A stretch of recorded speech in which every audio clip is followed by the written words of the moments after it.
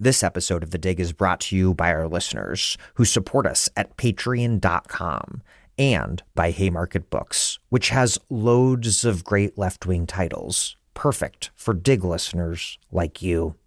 One that you might like is Song for a Hard-Hit People, a memoir of anti-racist solidarity from a coal miner's daughter by Beth Howard. Appalachia is often framed as a place to escape from, where people are hateful, lazy, and bring tragedy upon themselves. But in her quest to understand her home and her people, organizer Beth Howard uncovers the powerful history of white Appalachians fighting alongside black and brown people, pushing back against billionaires who gain power by using racism to divide them. Appalachia, she realizes, has not only been hit hard, it is the place to wage a freedom struggle. Too many of us are denied the basic necessities of life. Somewhere decent to live, good food to eat, health care that doesn't break the bank, jobs that don't kill us. As Howard reminds us, we haven't got a chance unless we organize. Find Song for a Hard-Hit People at haymarketbooks.org, where all hardcover books are 10% off every day.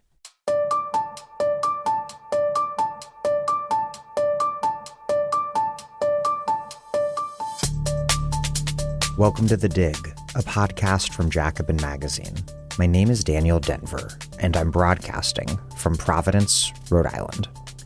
This is the 7th episode of Nusantara, a series on the history of Indonesia.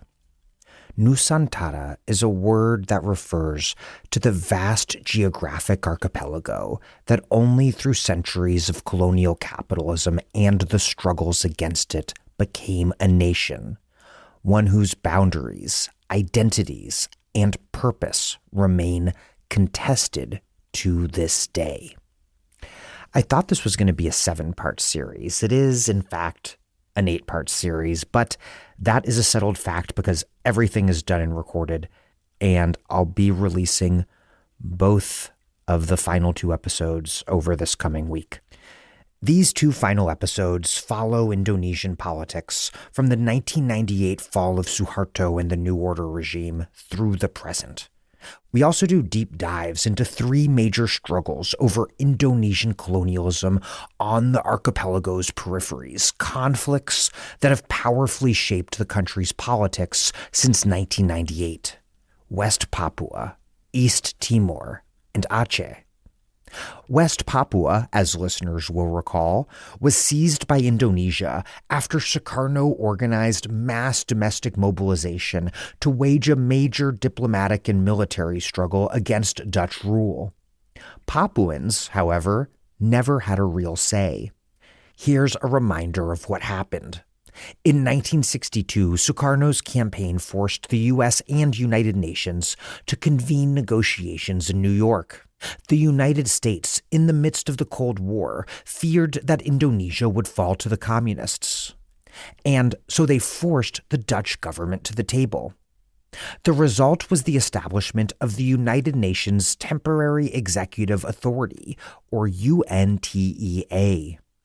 UNTEA's mandate over Papua expired a year later, and in 1963, Indonesia officially assumed administrative control.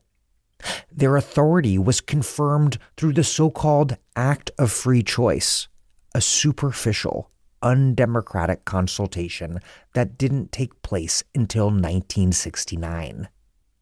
The formalization of Indonesian control over Papua in 1969 was met by immediate civil and guerrilla resistance movements. Throughout the New Order regime and into the post-dictatorship era, the Indonesian colonial project in West Papua was and remains a profoundly extractive enterprise, pillaging the region's vast natural resources. It's also a settler colonial project aiming to resettle people from across the archipelago in an effort to dilute the indigenous population. In East Timor, Portuguese rule collapsed after the 1974 Carnation Revolution toppled the authoritarian Estado Novo regime in the metropole. Immediately, a national liberation movement with a socialist politics, the Revolutionary Front for an Independent East Timor, or Fretilin, emerged to struggle for power. In 1975, Suharto responded, orchestrating a murderous Indonesian invasion with support from U.S. President Gerald Ford. Communism had to be stopped, whatever the cost. Over the years, the East Timorese struggle became a global cause, generating massive international solidarity. It also inspired and instructed a generation of Indonesian activists who would help bring about the end of the New Order dictatorship. After Suharto's fall, East Timor finally secured independence through a popular referendum, a ballot box victory, followed by one last Indonesian colonial massacre. Suharto and the New Order regime's 1998 fall was overdetermined. The Asian financial crisis wrecked Indonesia's economy. As protest movements rose up from below to confront the regime, various political, oligarchic, and military elite factions defected from above. The regime was organized first and foremost around rampant corruption, the brazen enrichment of Suharto, his family, his cronies. And so, when the crisis came, the regime's legitimacy was weak. After Suharto's fall, his vice president Habibie took charge and began a process of political opening known as reform, or reformasi. Censorship was dramatically reduced, political prisoners were freed, and political parties began to vie for power in free elections. The police and military, which had previously been united as part of the Indonesian Armed Forces, or ABRI, they were separated, and the military's so-called dual function was abolished. Regional autonomy was reestablished after decades of centralization. Among the notable political forces of this era was the left-wing People's Democratic Party, or PRD, founded in the dictatorship's final years. The PRD, after its foundation, quickly announced its support for the growing New Order opposition and quickly faced regime repression. It left a lasting mark on Indonesian politics, revitalizing an explicitly left politics for the first time in decades. In 1999, Abdurrahman Wahid, known popularly as Gus Dur, was elected Indonesia's fourth president by the People's Consultative Assembly, or MPR. He was nominated by the National Awakening Party, or PKB, a party closely associated with Nahdlatul Ulama, Indonesia's largest traditionalist Muslim organization. Gus Dur advocated reform and religious pluralism during a brief reign that lasted until his 2001 ouster. His vice president, Megawati Soekarno-Putri, Sukarno's daughter and the leader of the Indonesian Democratic Party of Struggle, or PDIP, then served as president through 2004. During Megawati's tenure, reformasi stalled out, and the current cartelist political system of oligarchic elite bargaining emerged. Next, General Susilo Bambang Yudhoyono, known as SBY, served as president the decade from 2004 through 2014. SBY, the first president directly elected by the people rather than by the legislature, began to actively undermine reformasi, boosting the social and political position of the military, instrumentalizing Islam as a political weapon, and entrenching the oligarchic party cartel system.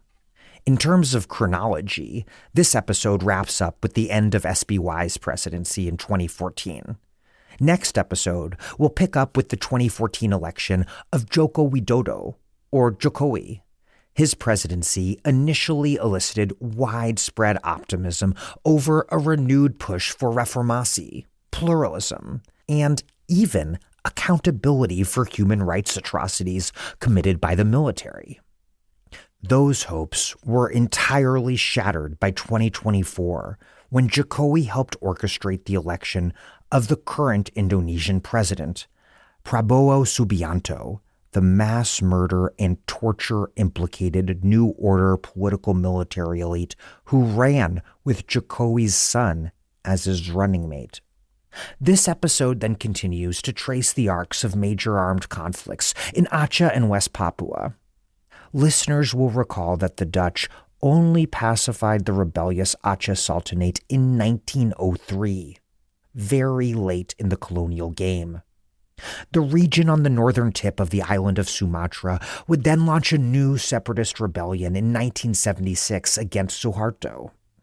The Free Aceh Movement, or GAM, would finally secure autonomy for the region with the 2005 peace accords, signed in the wake of the devastating 2004 tsunami. Meanwhile, the West Papuan struggle continues, seeking solidarity for their national liberation movement across Indonesia and the wider world. To close out this introduction, the transition to democracy never entailed a transition away from oligarchic rule, and critically, the transition took place without the presence of a mass-organized left. That left, led by the PKI, was annihilated in 1965 and 1966. The scars of that genocide still fundamentally mark the contours, the limits of contemporary Indonesian politics. There has never been any real reckoning or reparations for the military and Suharto's crimes and corruption. Next episode, truly and actually the final episode of Nusantara, will take us from 2014 to the present. For these two final episodes, our stalwart guest Farabi Faki departs, and we're joined by scholar and social movement activist Ikra Anugrah. But Abi will be back to answer the very final question of the series in episode 8, the next, last, and very final episode of Nusantara. Before we get this podcast started, where else can you get something that most people did not know that they needed? An 8-part series on the history of Indonesia. Or, for that matter, a 19-part series on 20th century Arab political history. Really, for any given episode, I try to ensure that everything that we do on The Dig is something that you can't find anywhere else. I think really hard every day through what sort of political education we need right now as a movement to understand the world in order to change it. And the reason this is all possible is because listeners like you contribute at patreon.com/thedig. This is overwhelmingly a listener-supported podcast. We have some ads, but mostly it's you, and it's thanks to that support that we don't paywall anything, because we want everyone possible to listen to every episode possible. Plus, t-shirts, hats, mugs, totes, books. We've got a lot of great swag. That's patreon.com/thedig. I know you've been thinking about it. Just contribute now. Thank you. Okay, here's Rihanna Subianto, Mada Supriyatma, and Ikra Anugrah for episode 7 of Nusantara, a series on the history of Indonesia. Rihanna Subianto is a professor of communication studies at Baruch College and the Graduate Center of the City University of New York. She's the author of Communication Against Capital, Red Enlightenment at the Dawn of Indonesia, and a co-editor of The Indonesian Left in the 20th Century, Beyond the Rise and Fall of a Party. She also serves as an editor for the Indonesian left media Indoprogress.com. Mada Supriyatma is a visiting research fellow at the Isaias Yusof Ishak Institute in Singapore. He specializes in Indonesian politics, civil-military relations, ethnic conflict, and state bureaucracy. Ikra Anugrah is a research fellow at the Department of Foreign Languages, Literatures, and Modern Cultures at the University of Turin. He also holds affiliate positions at the International Institute for Asian Studies at Leiden University and the Institute for Economic and Social Research, Education, and Information in Jakarta. An interdisciplinary political theorist, his current project investigates multi-strand conservatism in modern Indonesia. He maintains an active engagement in Indonesia's popular social movement scene.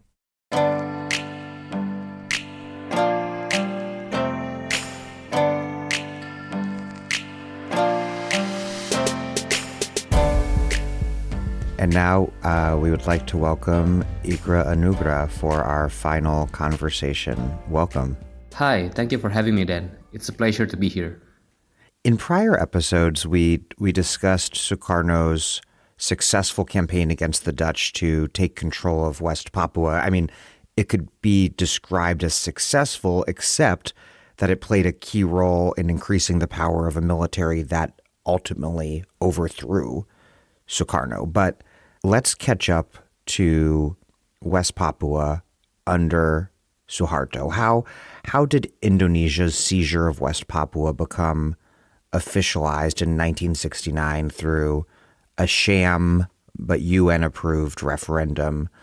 What did the installation of colonial occupation as a social, political, and economic order, what did that look like as it unfolded from the 1960s onward? And how, with colonial rule shifting from The Hague to Jakarta, how did the modern West Papuan national liberation struggle, both armed and civilian, how did that movement emerge, take shape, and struggle against Indonesian occupation under Suharto?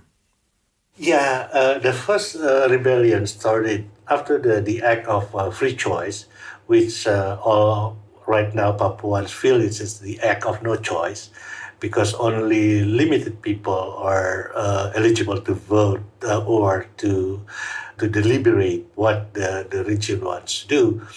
Only 1,025 people were chosen to have a deliberation. It goes from cities to cities, so it's not this 1,025 is not going to one place and then deliberated, but the military has, the Indonesian military and Indonesian intelligence have it in moving from one city to city. So it's a small group. So it's easier to control, easier to manipulate, easier to intimidate. So based on the consensus, they decided to integrate into Indonesia.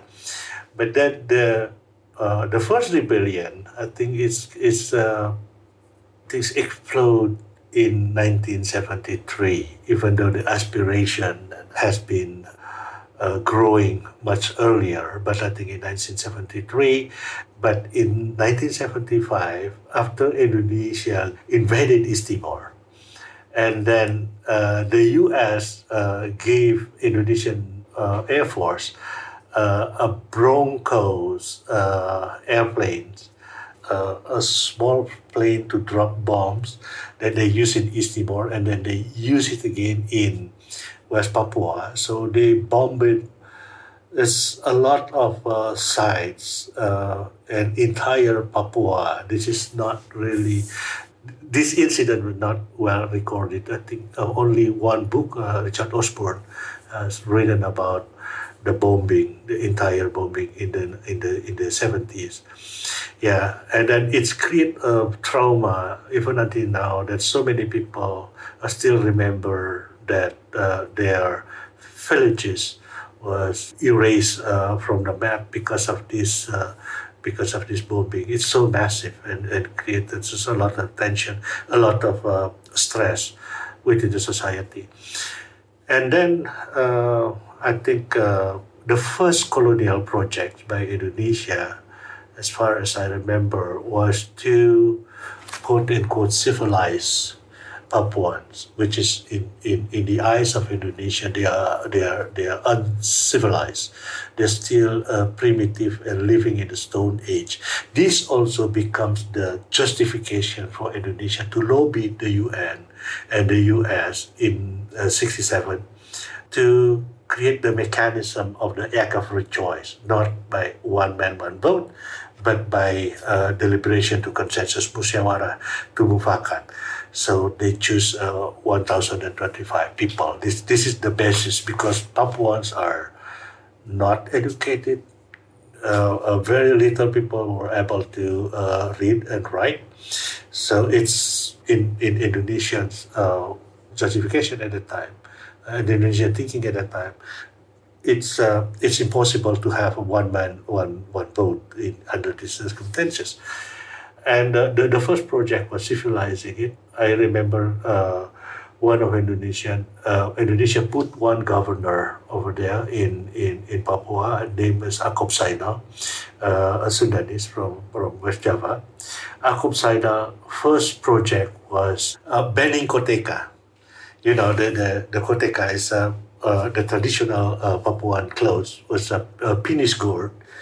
They use a penis gourd, and this is for Indonesia, this is the symbol of backburners. So they give shirts to Papuans, they distribute, and they force Papuan to wear shirts and clothes like quote unquote normal Indonesians because they feel they are ashamed of this tradition, this backward tradition. That's our Indonesian thinking at that time. And this kind of project, I think, all of the Indonesian colonialism still based on that kind of thinking.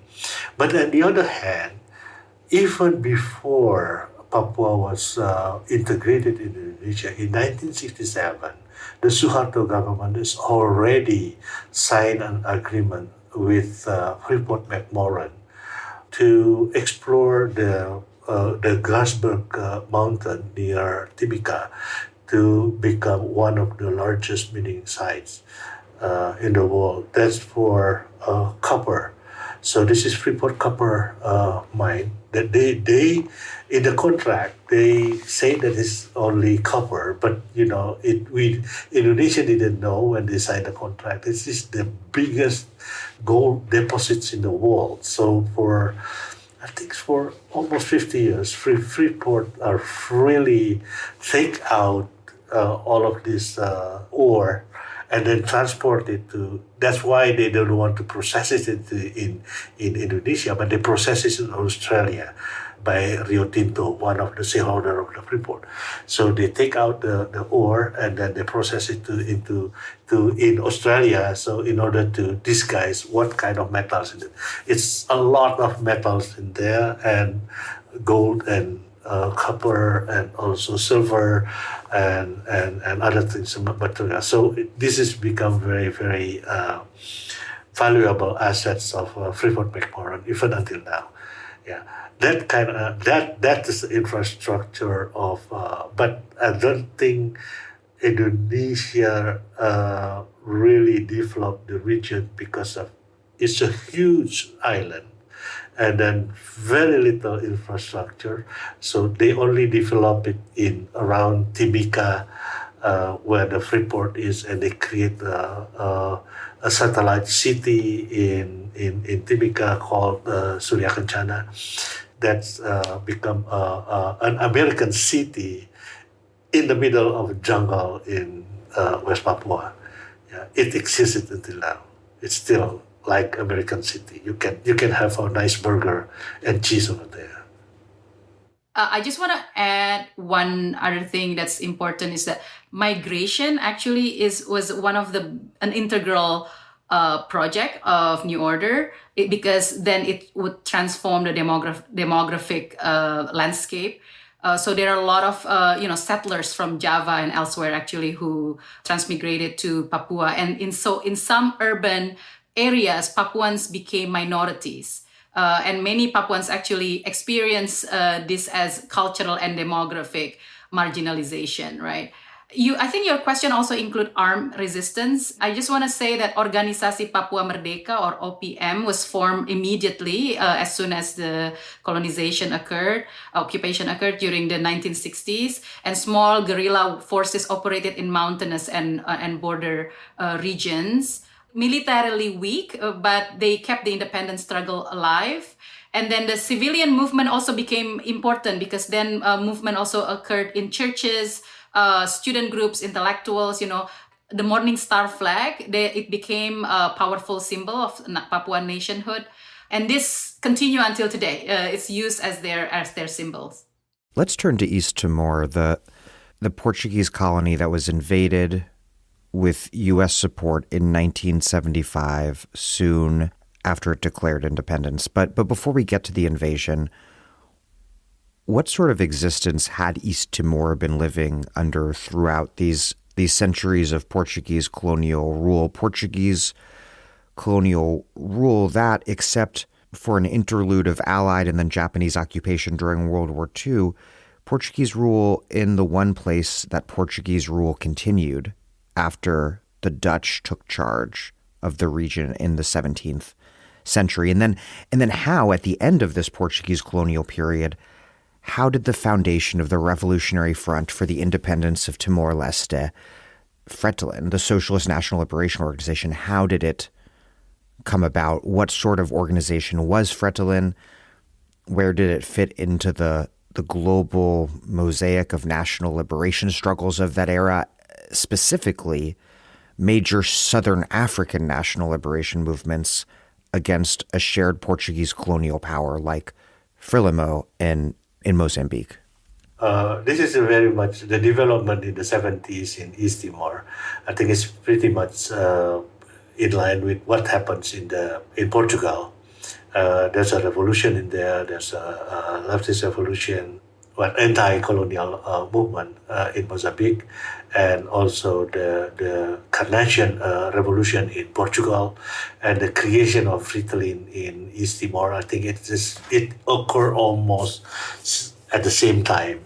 The Carnation revolution, people in the Carnation revolution have inspired the anti-colonial movement in Mozambique and in East Timor. And Fretilin, at the beginning, was inspired also by this, become a leftist organization. And you have to remember that Fretilin was, and also any other political parties in Timor, at that time was created by Mestizo, because East Timor was one of the places where Portugal exiled its oppositions and exiled all of the rebellions at that time. So just like what the England did to Australia.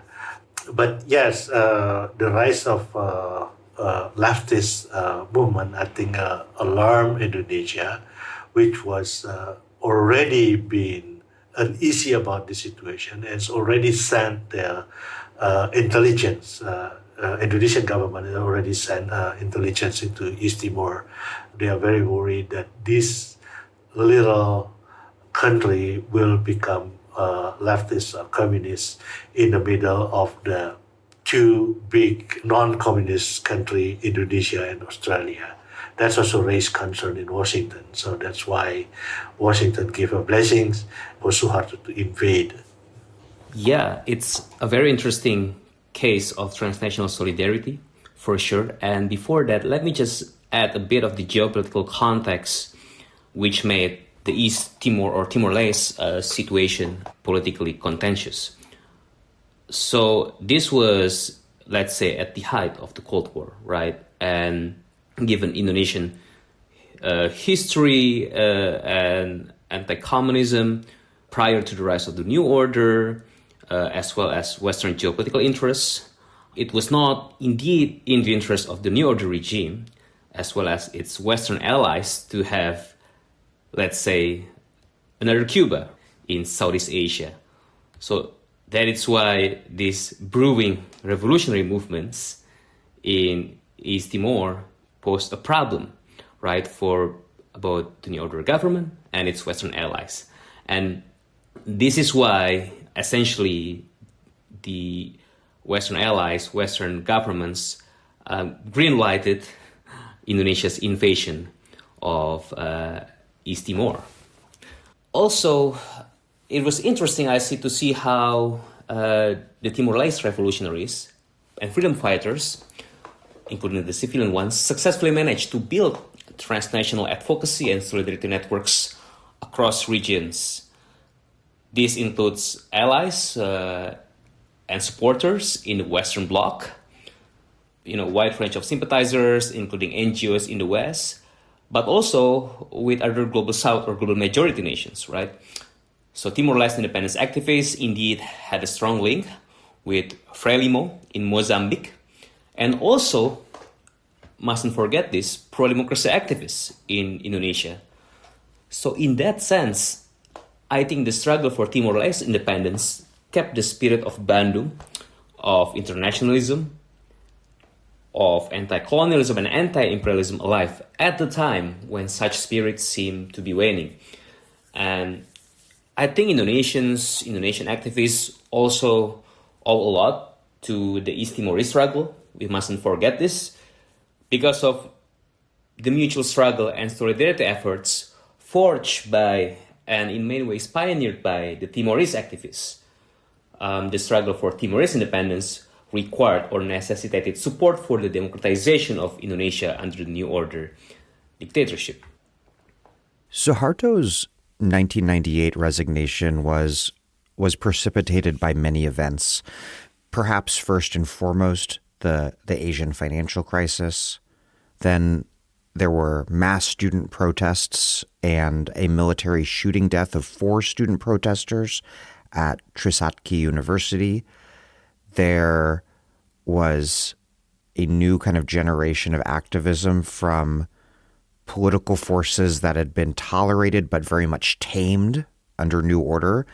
Nahdlatul Ulama, under the reformist leadership of future Indonesian President Abdul Rahman Wahid, Muhammadiyah under the leadership of Muhammad Amin Rais, and Megawati Soekarno Putri, Sukarno's daughter and heir. Abi, who is not with us for this final episode, he wrote an interesting analysis that I wanted to pose to you, which is, quote, "The development of the New Order state was based on the relationship between patronage groups within the state bureaucracy and with both multinational corporations and local capitalist groups. The fall of the New Order was thus not the result of a civil society movement against the state, but of a fracturing of the oligarchic order that resulted in the abandonment of Suharto by many of the oligarchs surrounding his power base." Do you agree with Abi's assessment here?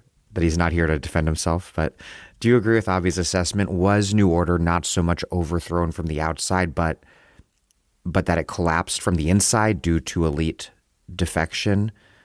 What more generally is your account, each of your accounts, of how and why Suharto fell, when and how he did? Yeah, this is an interesting assessment by Abi, which I partially agree. So in a way I agree with Abi's assessment that elite split within the New Order coalition was a key factor causing its downfall. Without it, it would be difficult for the regime to crumble, right? It would still last. However, I would say that was not the only factor, right?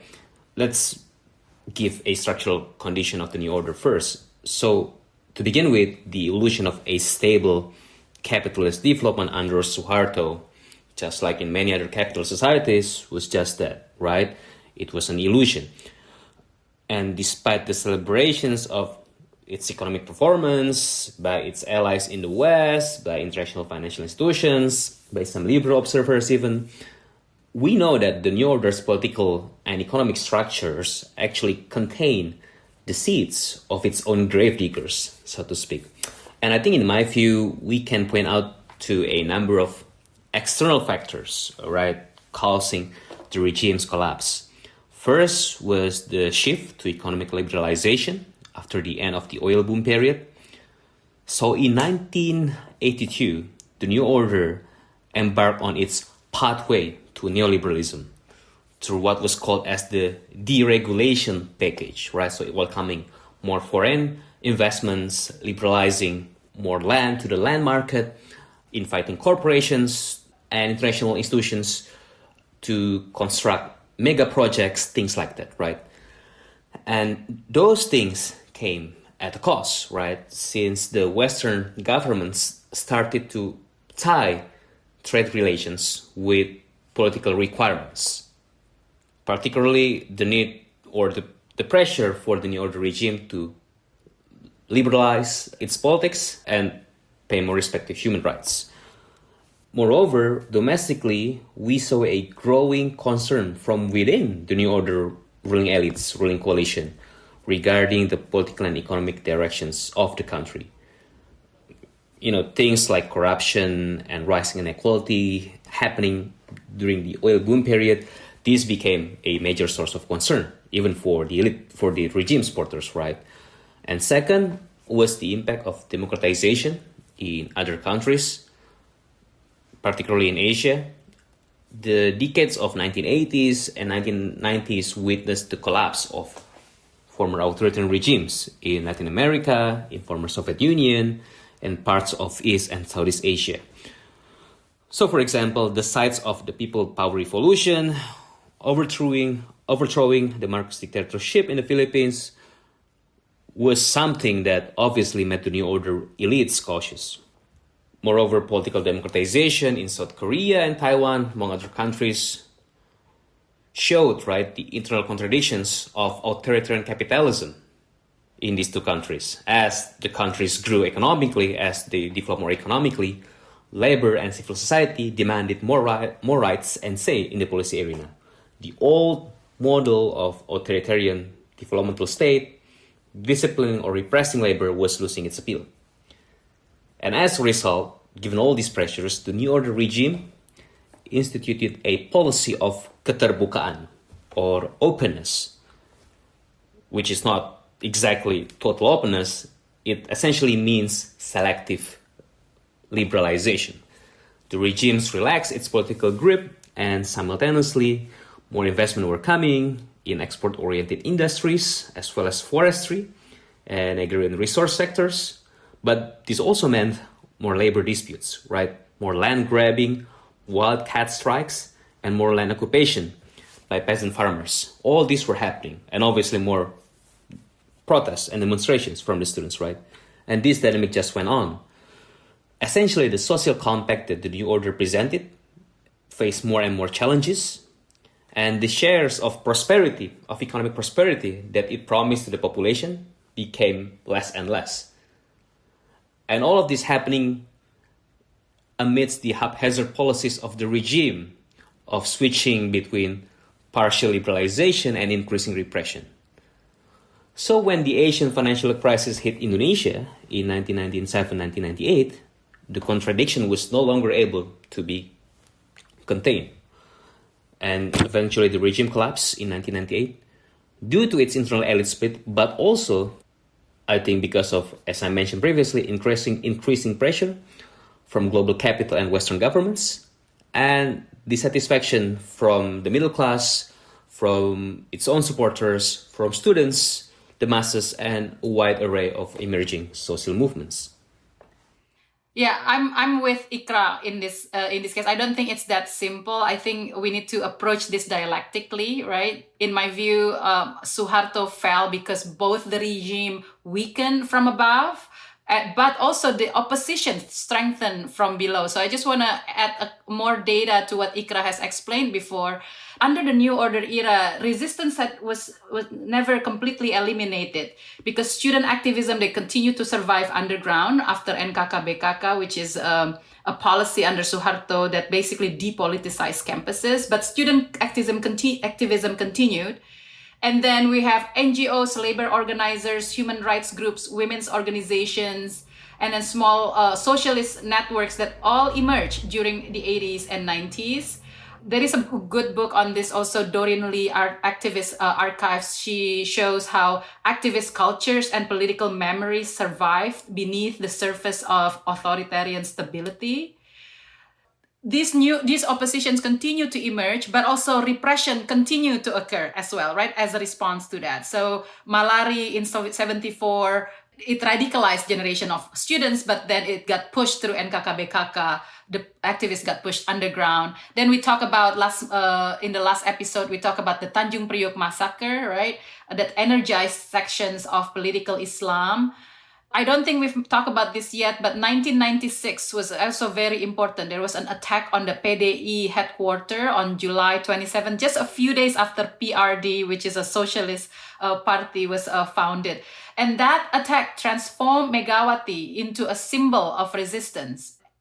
And the repression of PRD also revived explicitly left-wing politics for the first time since 1965. Right, so all of these emerge at the same time, right? Including what have been mentioned before, Megawati and PDIP, and then Amin Rais and Muhammadiyah, etc., that you've mentioned before. Then, so in this situation, Asian financial crisis, which is a monetary crisis, they become a political problem. It becomes, and that political problem become a regime crisis. Right, because the situation was no longer conducive for capital. And so at this point, the oligarchic unity, they began to fracture. Many business groups, they lost confidence in Suharto. Technocrats, they increasingly distanced themselves from Suharto. Sections of Golkar also defected. Military leaders became unwilling actually to defend Suharto. So all of this happened at the same time as student protests also supplying the pressure from below in campuses, these demonstrations, students occupying parliament. All of those culminated in the Trisakti shooting when on May the 12th in 1998, 4 students were killed by security forces. And so at this point, the army could no longer, acted as a unified institution because Wiranto hesitated, Prabowo maneuvered independently. So in a nutshell, I would partly agree with Abi, but I don't think we should see it in an elitist lens like that. The new order was not overthrown by a revolutionary seizure of power from below, but neither did it simply collapse because the oligarchs abandoned Suharto, right? Suharto fell because the 2 pillars of the new order collapsed simultaneously. From below, there was this mass protest, students, Islamists, Democrats, labor activists, and opposition forces. And from above, the capital flight, military divisions, and elite defection. Neither process, I don't think, alone would have been enough, but together they ended the new order.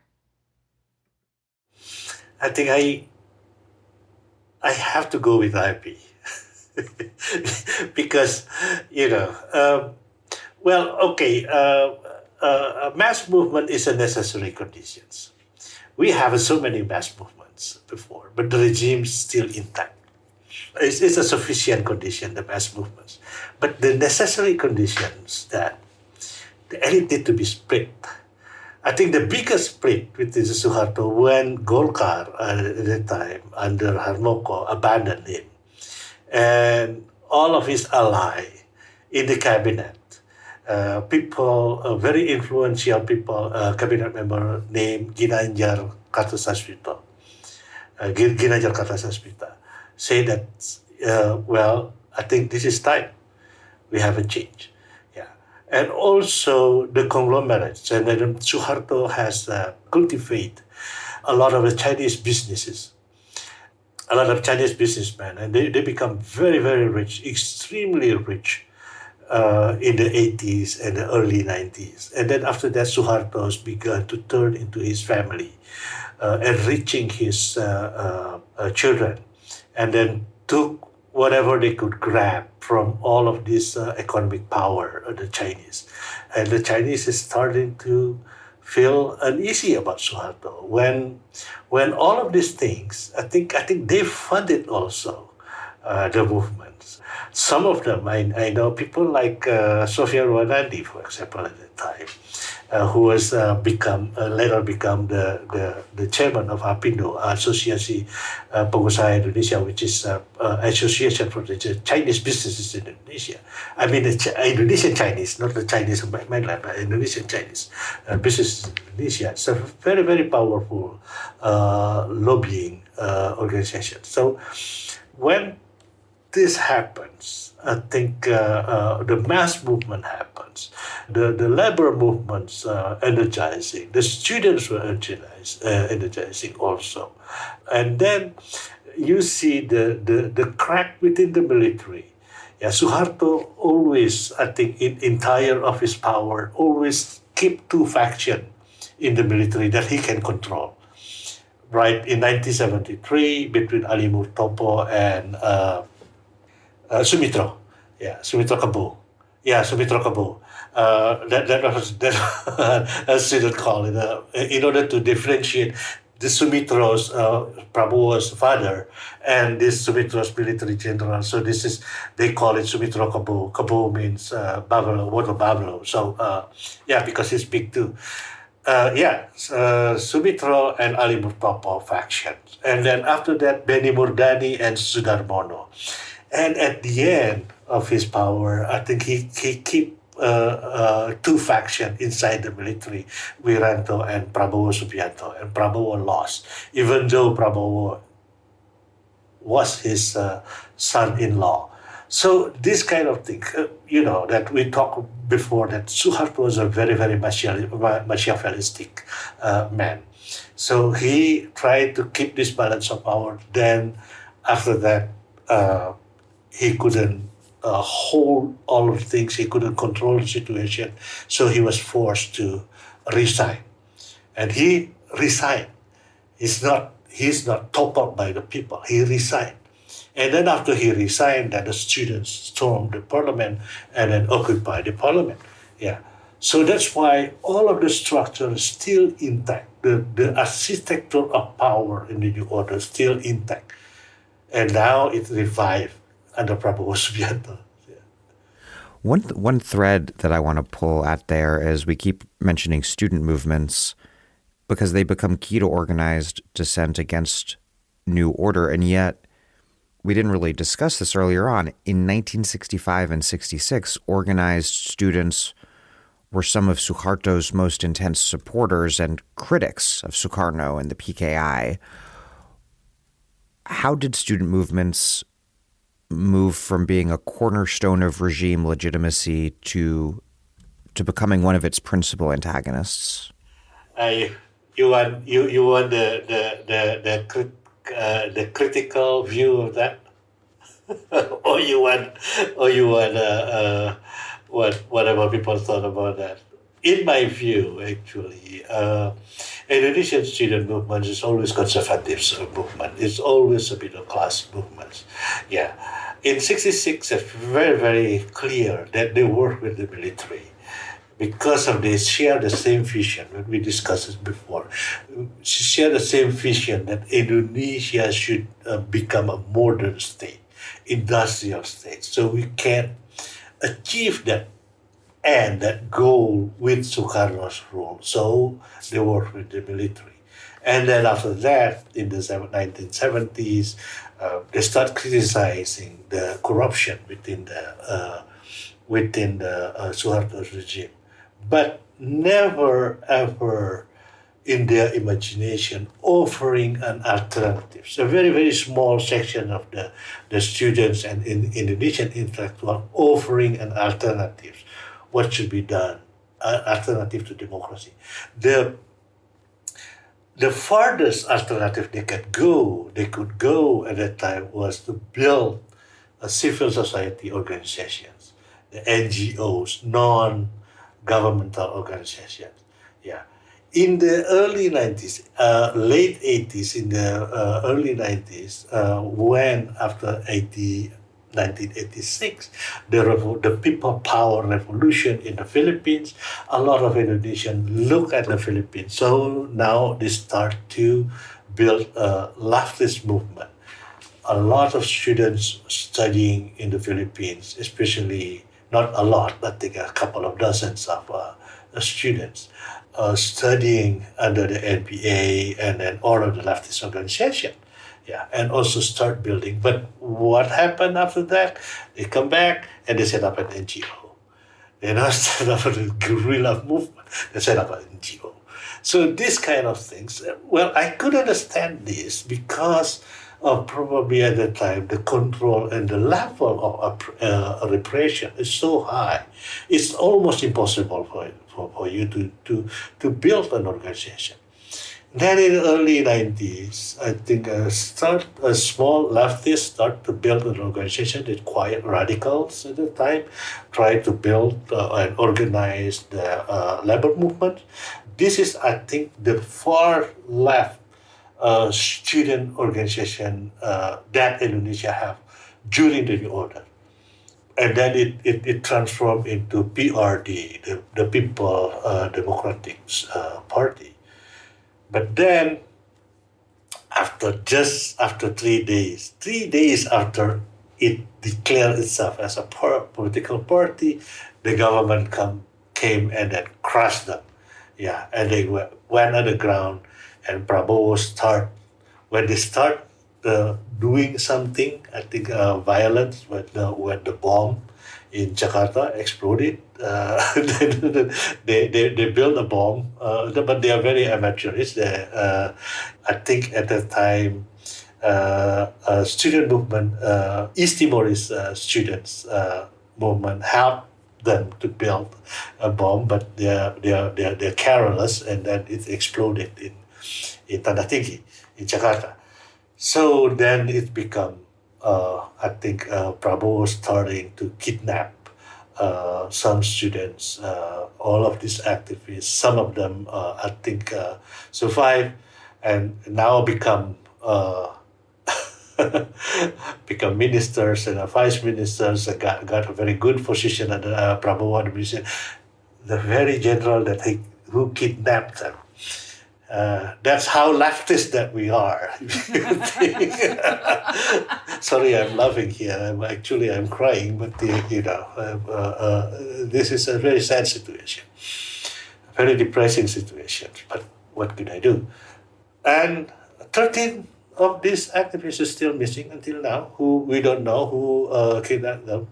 We don't know where their tomb was, where they were buried, and everything was still missing. And missing is gone. And Prabowo, the kidnapper, become the Indonesian president. So that's, if you talk about student movements, it is still within the corridor of capitalist development. There's no alternative imaginations of this. This is except for the small period, the early time of PRD. And I know some people are really dedicated for the struggle.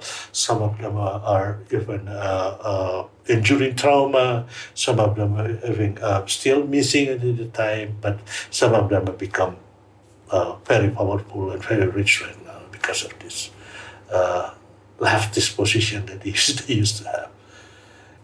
Yeah, I agree. I agree with what Made said, and let me contextualize the Indonesian student movement, right? I think there are three things that we should keep in mind, and these three features show the transformation of student movements, Indonesian student movements, right? So, in its initial phase, let's say, in the 1960s, different from what was happening throughout the Western world, right, or the advanced capitalist countries, Indonesian student movement had a rather, let's say, reactionary, or one could even say counter-revolutionary origins, actually. So unlike the new left currents in the West, to give our listeners an example, the Indonesian student movement in the 60s was indeed an opposition to Sukarno's populism, right, and the growing political influence of the communists, of the PKI, right? So, as I mentioned, it had these counter-revolutionary origins.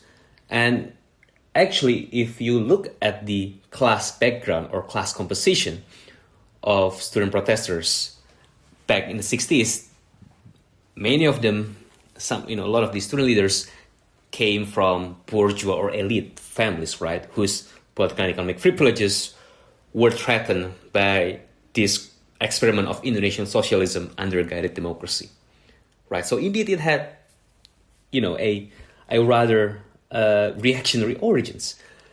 Secondly, one of the major features of this Indonesian student movement was its founding myth, actually, of student as a moral force, right?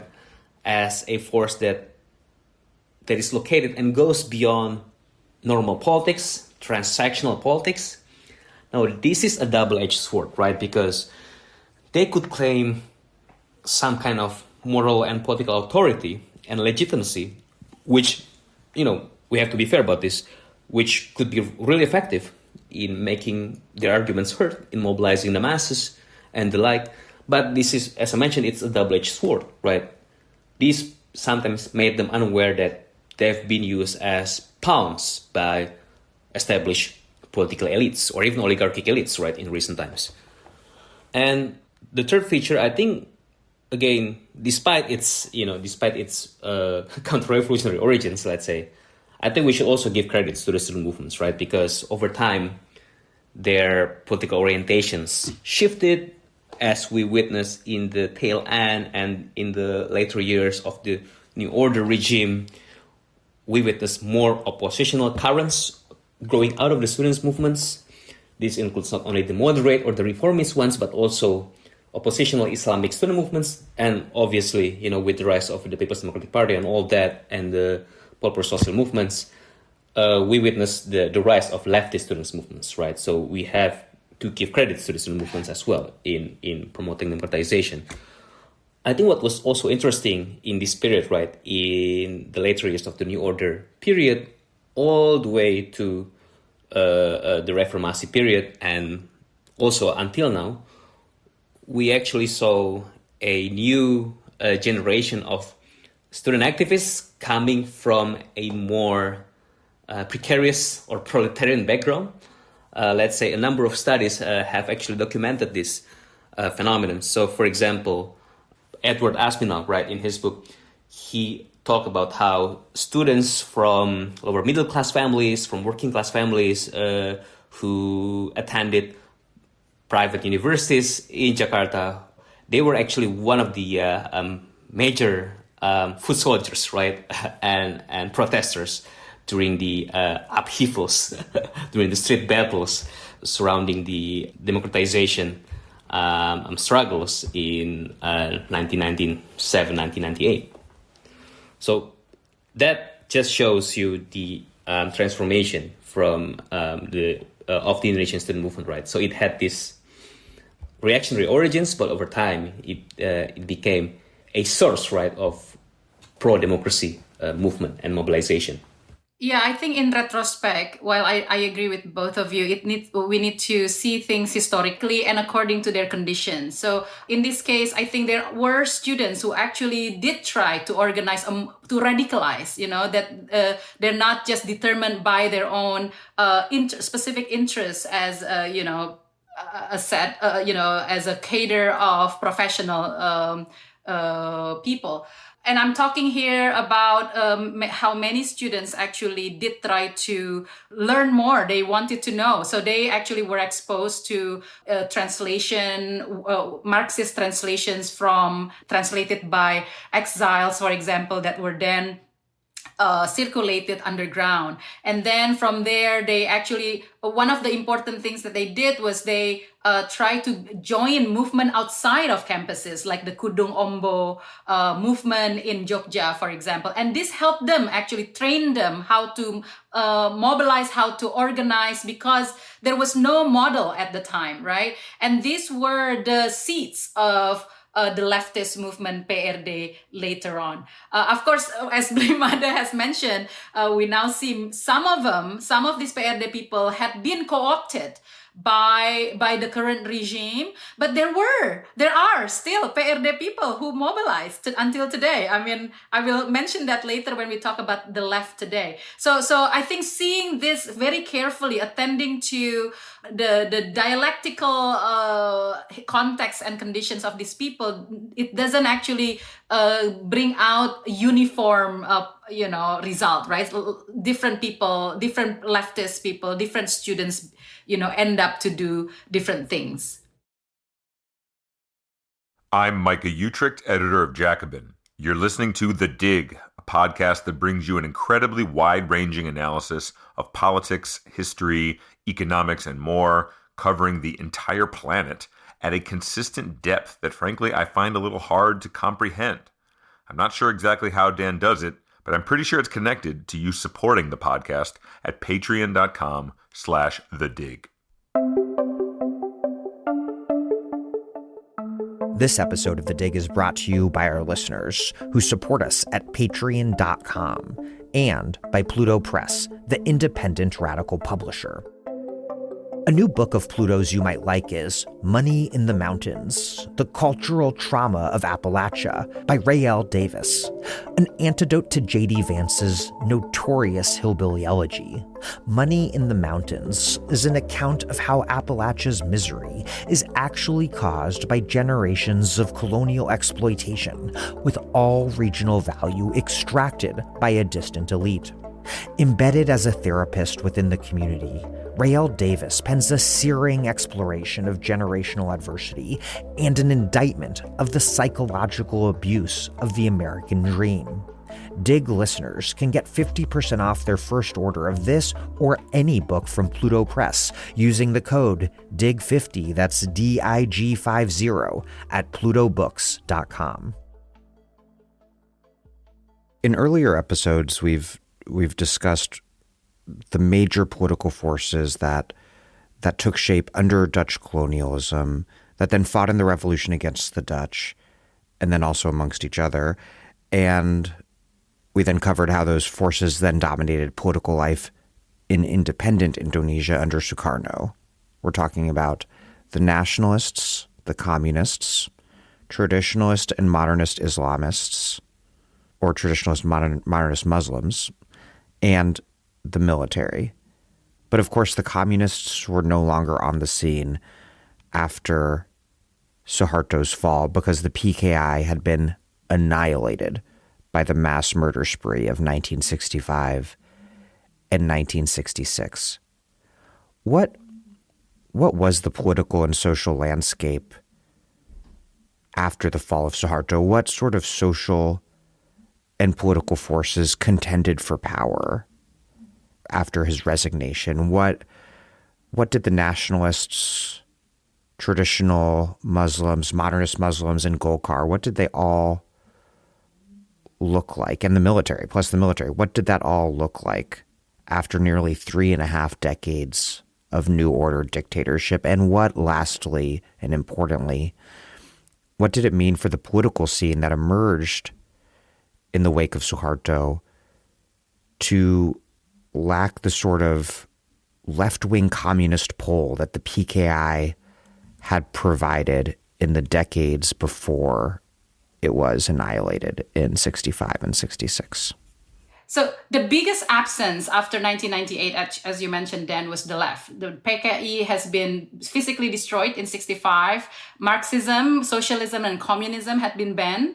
And continue to be banned until today, actually. Labor, peasant, and socialist organizations have been eliminated or fragmented. And so there is democratization that occurred, but it was without an organized left that's capable of representing workers and peasants. Now, Golkar survived remarkably well. It lost its monopoly on power, but not its networks, right? Bureaucrats, local officials, former military figures, they remained embedded within the party. So the New Order oligarchy in this case actually reorganized itself, but they don't disappear. Then there is the nationalists like PDIP, Megawati's PDIP, right? PDI Perjuangan. They inherited Sukarno's symbols, rhetoric, and imagery. But it was not a mass nationalist movement like the old PNI. It became a broad electoral vehicle that included bureaucrats, local elites, and Sukarno loyalists. And then we also have traditionalist Islam that entered electoral politics through PKB. Abdurrahman Wahid and NU intellectuals, they founded this National Awakening Party, or PKB. Most of its NU's base in rural area, they are basically they're the one who supported this party, and the leader of NU, they promoted democratic, pluralist, and civil Islamic politics. Then we have the modernist Islam that re-emerged through PAN, and later PKS.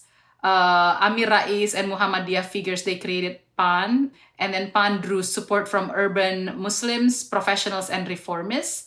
And then later PKS was developed. I don't think we will have time to talk about PKS, but PKS really is interesting because they introduce a more disciplined Islamist politics that's influenced by Middle Eastern movements. And then some colleagues at Indo-Progress and some of the leftist writers, they have actually analyzed how PKS, they're very modernist, Islamist modernist, but they actually copied a lot of PKI structure, PKI's way of mobilizing. Not probably immediately, but they have similarity and parallels. But also something very important here, and a lot of scholars like Fedi Hadis has talked about this, during this time, political Islam became far stronger than before 1965. Basically the destruction of PKI, it removed Islam's principal mass rival, right? So Islamic populism increasingly became a vehicle for expressing social grievances that before probably was articulated through class politics, right? Now, how about the military? As we all wonder, the military withdrew institutionally, but they remain politically influential. So the Dwi Fungsi was formally abolished. Military seats in parliament, they disappeared. But a lot of retired officers, they entered parties, businesses, and electoral politics, like Susilo Bambang Yudhoyono, which is the 6th president, and the current president, Prabowo. And then also in terms of the oligarchs, what's up with the oligarchs? They actually became central political actors. Aspinall and Berenschot, they describe a system of patronage and clientelism. For example, the money politics. This is something happening after the New Order era. And then also we have student movements, NGOs, labor groups. They are all expanding. So this is the contending political scene and landscape after the Reformation era.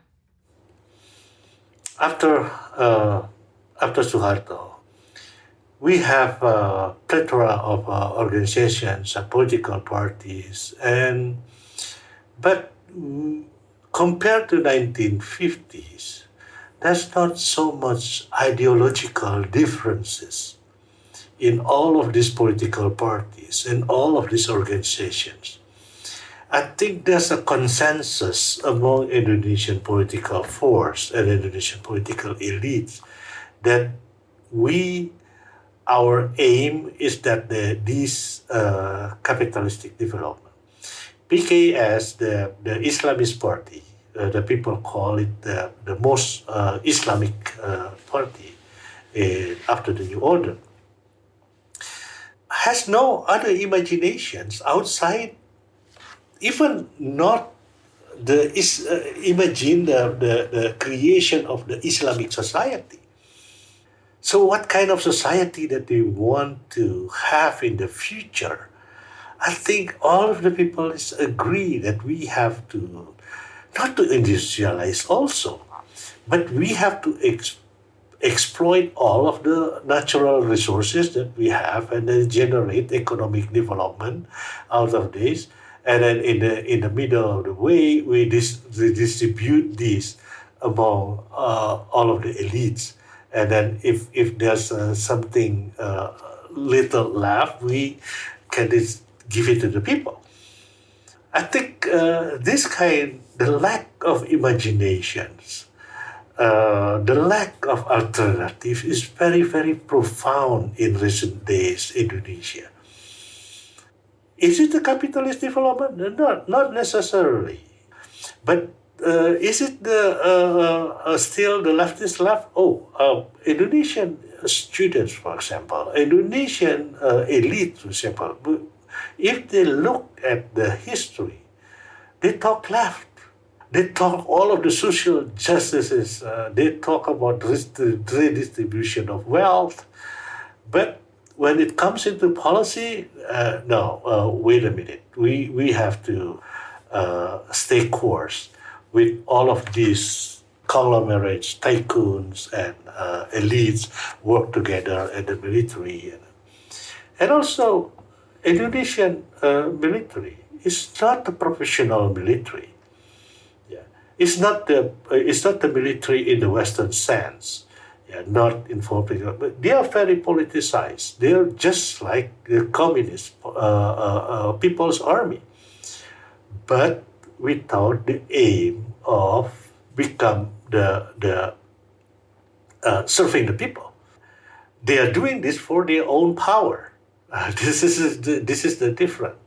So if you the Communist Party, in the communist system, you have a communist committee inside the People's Army.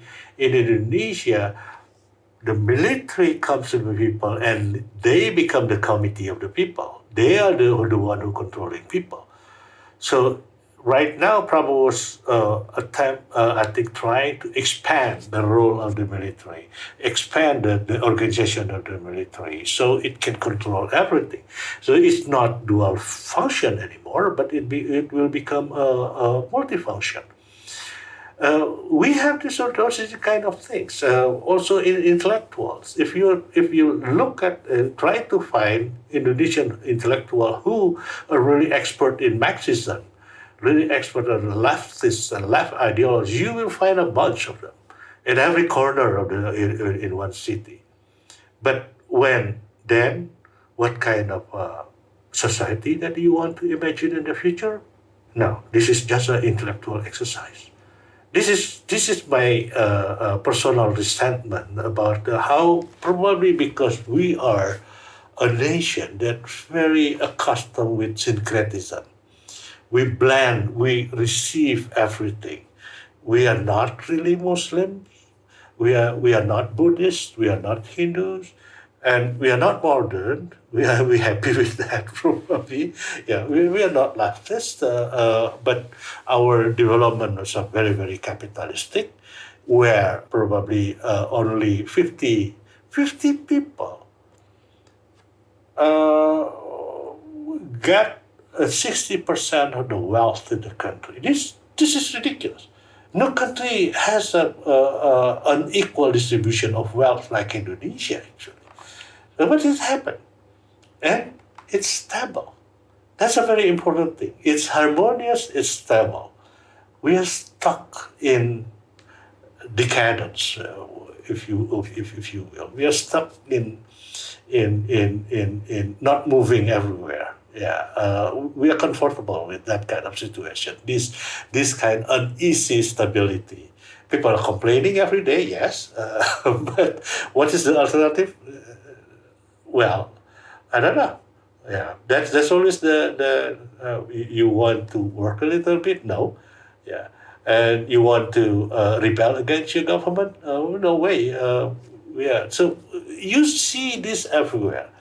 When also, even for ages, the people enter the movement in order, I think, their eyes is in the future. What kind of things that I can get from here? And I think if you are involved in an organization before, especially the leftist organization, you're very good at mobilizing people. You're very good at provoking something. You're very good at giving the reasoning on the real life. And then what you end up with after you become electoral mobilizer.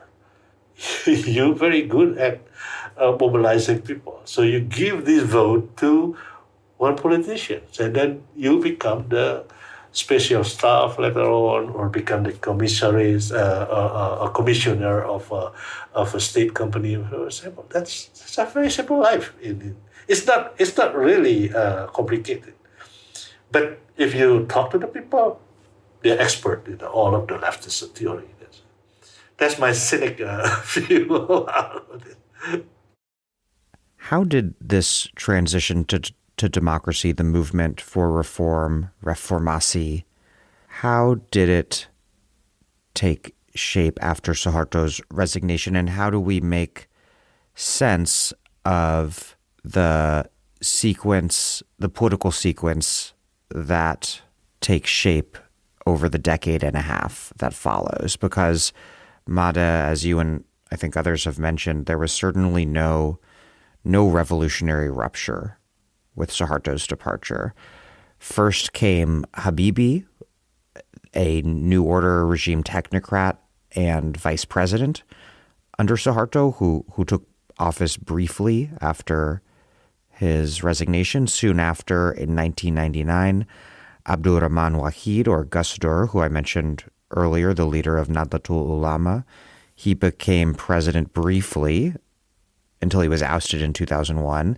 Then his vice president, Sukarno's daughter and the leader of the PDIP, Megawati Sukarnoputri, she was president through 2004. Then came former General Susilo Bambang Yudhoyono, known as SBY, from 2004 through 2014, who was the first president directly elected by popular vote rather than by the legislature. How did this transition to democracy take shape, and what changed and what didn't change at all? To what degree was there a transition? To what degree was the political and economic power of the military ever seriously challenged? Was there ever any sort of serious debate over holding Suharto and the military accountable for their crimes and massive corruption?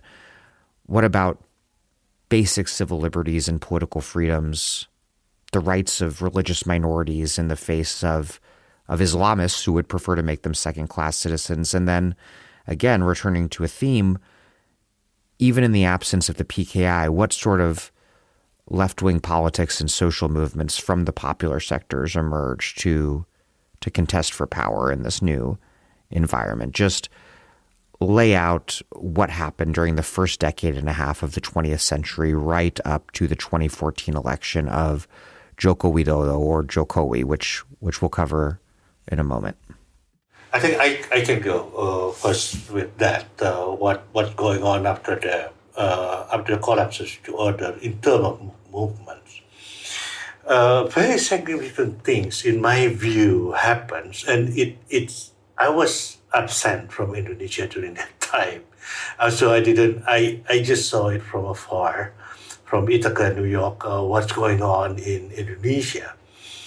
But in my view, social movement experienced a huge brain drain after Suharto.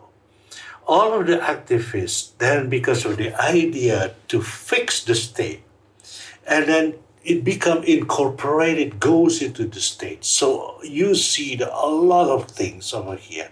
You see the people who want to reform the military, people who want to reform the police, people who want to reform judiciary. So we have Indonesian Corruption Watch, for example. We have Contrast, for example. At the same time, the NGO are multiplied.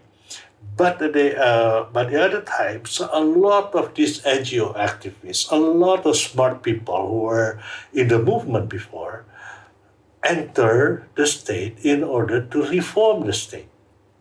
And they're staying there. Yeah, they're staying there. And then after the new order, the activism a little bit eclipsed. And then the political parties dominated all of the things, and then people know there's a new channel to get into power through political party, but also there's another avenue to get into the power is in the form of this committee, that committee, and then it's also offer a good pay for that. For example, if you sit in the Indonesian Corruption Commission, for sure you got a huge salary because they need to pay you big salary so you're not corrupt. So that's kind of things. And also a lot of international organization, formally or informally, the organization like World Bank, investing a lot in the study of decentralization, for example. So the good governance become a buzzword during that time. Along with the good governance, and some people are jumping in that, creating so many programs, and also political education, democracy school everywhere during that time. So, and the will to reform the state has created a brain drain for the movement, especially for the radicals. There's no radicalism left, and because the people feel that this is enough. Now, as our struggle is within the political party and reforming the state. And even we didn't see a lot of student movements at that time. I think student movements only emerged after, I think, the second half of the second term of Joko Widodo in its form. Also the other movements, yeah, because of the consequences of the Jokowi's policy to repress all of this movement. But before that, I think, there's a movement, but not as radical as before. Yeah. So the most open reformasi or reformation moment was actually in the 1998 to 2001. During this time, we see press censorship was lifted. So sometime in the early 90s, during the New Order 1994, I think Tempo was actually one of the leading radical magazine, but it was closed. So many cases of press censorship. But during this time, press censorship was lifted. Political prisoners were also released. And new parties also emerged. Remember, we had three parties for 32 years of the New Order era, and in 1999 there were 48 parties participating, and then in 2004, during the first phase of registration, there were 150 parties registering, but then it was then reduced to 50 and then 24 after further scrutiny. Also, during this time, we are seeing labor, student, NGO, and left groups reappeared. The decentralization began, and Dwi Fungsi was formally abolished. I want to give credit to Habibie. He was only there for a year, but he allowed free elections in 1999. He permitted East Timor's referendum, right? Also under Habibie, and I'm saying this because right now Indonesia is achieving a historic high in terms of rupiah at I think high 17,000 rupiah per $1. But under Habibie, he was able to stabilize and strengthen rupiah from its crisis low of roughly 15,000. Now it's actually a beautiful number to around 6,500. So it's really beautiful that, within 1 year, he was able to do that. Now, Gus Dur took over, he won, and then he pushed further reformasi. He tried to reduce military power. He opened space for discussion on 65. He made actually the Lunar New Year as a national holiday, which is important for the Chinese. He challenged entrenched bureaucratic and military networks, but he was then isolated and removed in 2001, right? Then Megawati became president. She stabilized the system but did not deepen reformasi. So her presidency actually normalized elite bargaining. This is when we start to see elite bargaining. Military also regained confidence under her presidency. And then the accountability of past crimes, it stalled as well.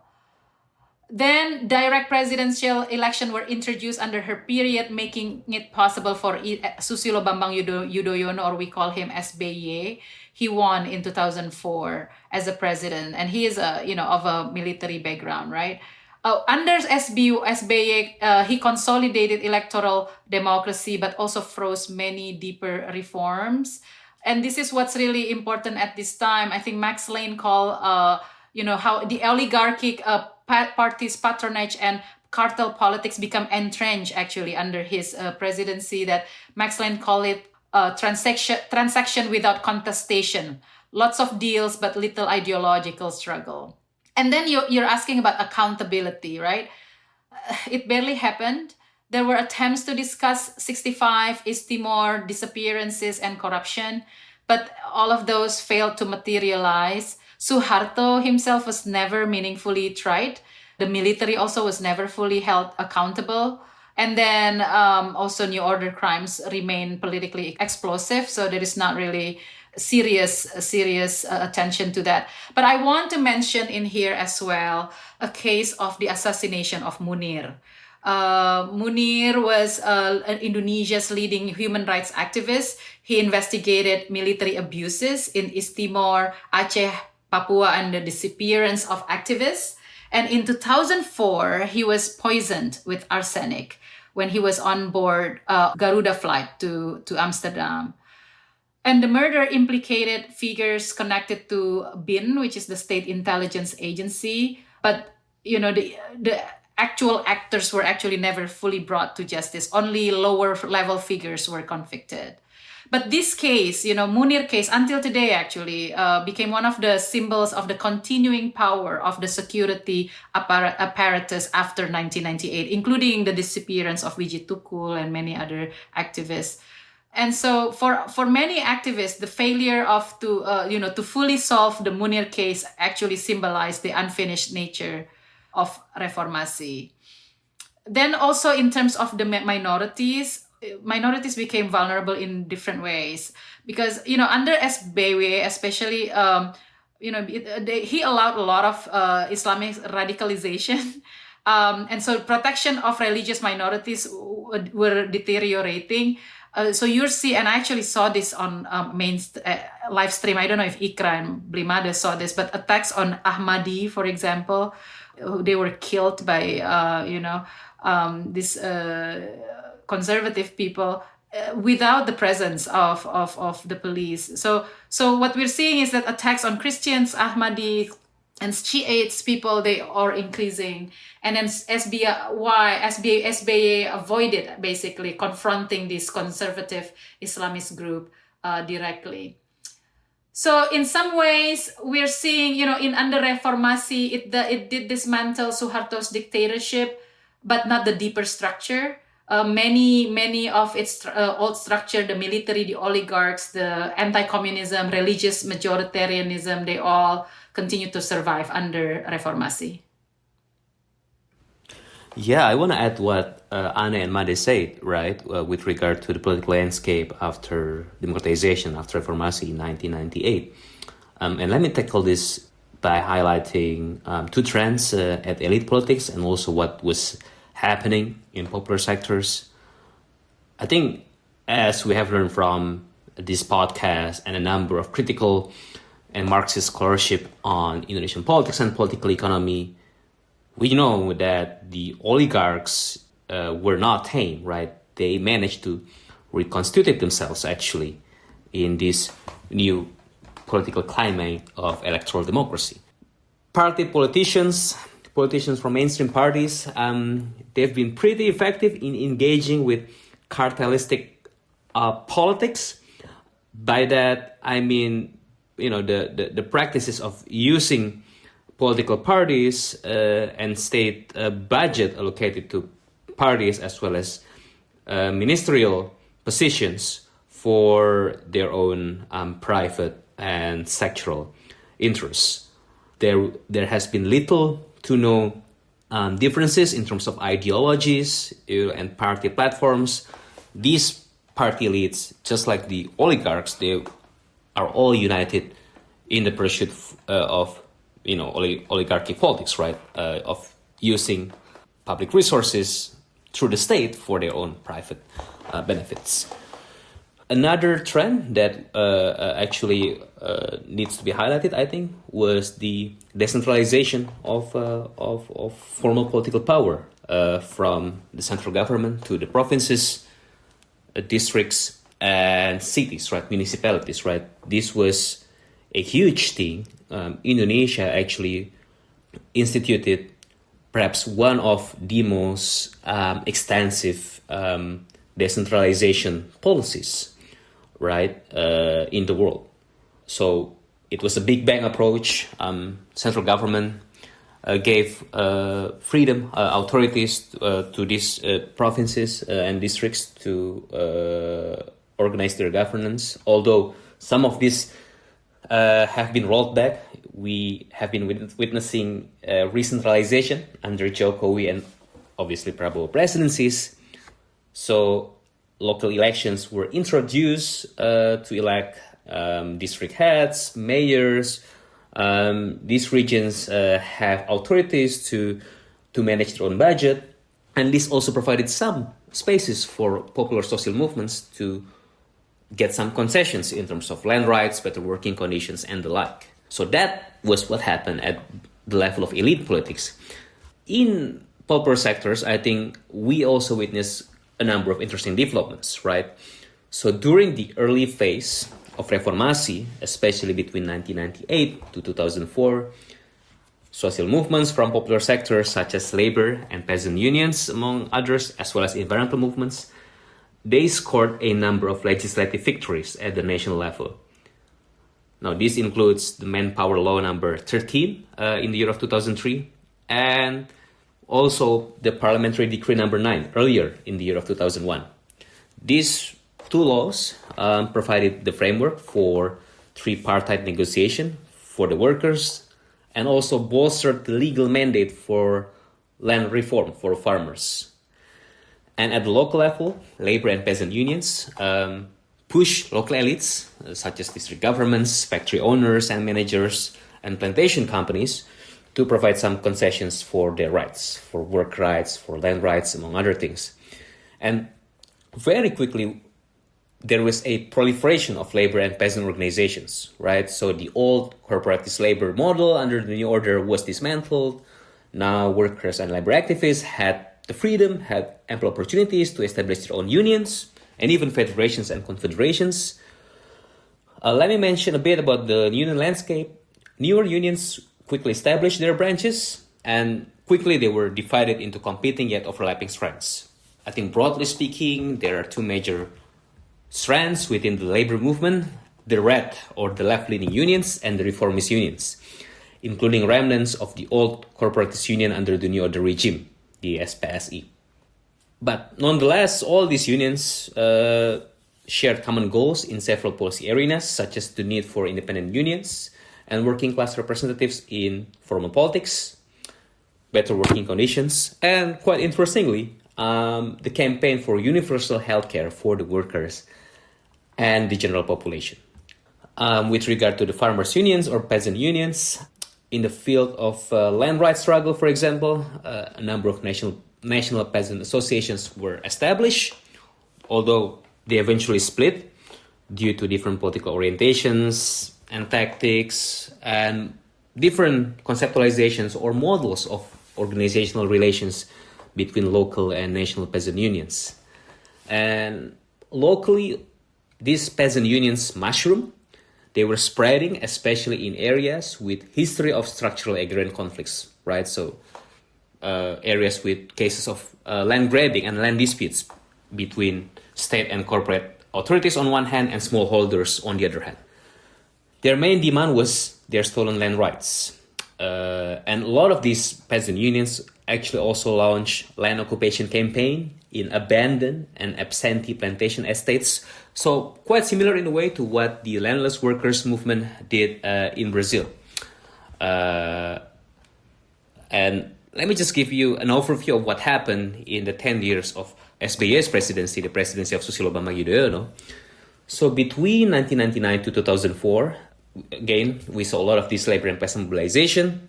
In the 10 year of SBY's presidency, the record was quite checkered, actually. SBY presided over a relatively stable period of governance, but his two-term administration also paved the way for the expansion of neoliberalism through mega projects, such as infrastructural development and food estates in Merauke, Papua. So in a way, his economic policies prefigured those of Jokowi, one could say, right? And from this period, from 2004 until 2014, labor unions and activists actually experimented with a wide range of wide range of strategies. This includes mass protests, factory occupation, tripartite negotiation, fielding candidates in local elections, campaign for better wage, and as I mentioned, a local level universal healthcare, right? Especially in industrial cities such as Tangerang, Bekasi, and Batam. And the last example, the campaign for universal healthcare, was important because eventually these local level experiments with universal healthcare and these local level campaigns for universal healthcare were eventually implemented, And eventually they were adopted into the nation level, thanks to the workers, I would say. And in agrarian struggle, peasant unions actually faced a serious challenge because within 10 years of SBY's presidency, the number of land dispute cases increased substantially. And even more so, under Jokowi's presidency. But to give you some numbers, from 2004 to 2014, the Consortium for Agrarian Reform, a land rights NGO, recorded that there were around 1,500 agrarian conflicts involving almost 1 million, 1 million agricultural households, covering 6.5 million hectares of land. And as I mentioned, in some districts, in Java and Sumatra, for example, peasant unions managed to win some land rights through mass mobilization and negotiation with local elites, local power holders. But in many other places, the struggle for land rights continued, even until today, or even more so these days.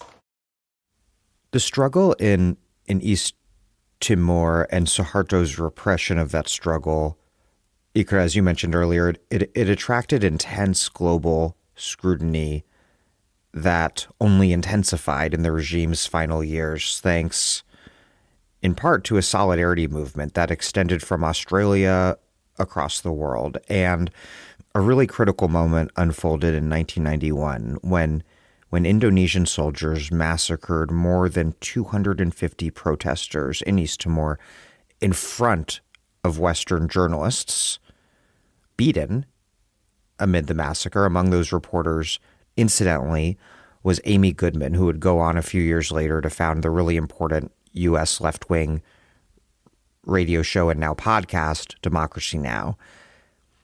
How did the East Timorese liberation struggle shape the final years of New Order?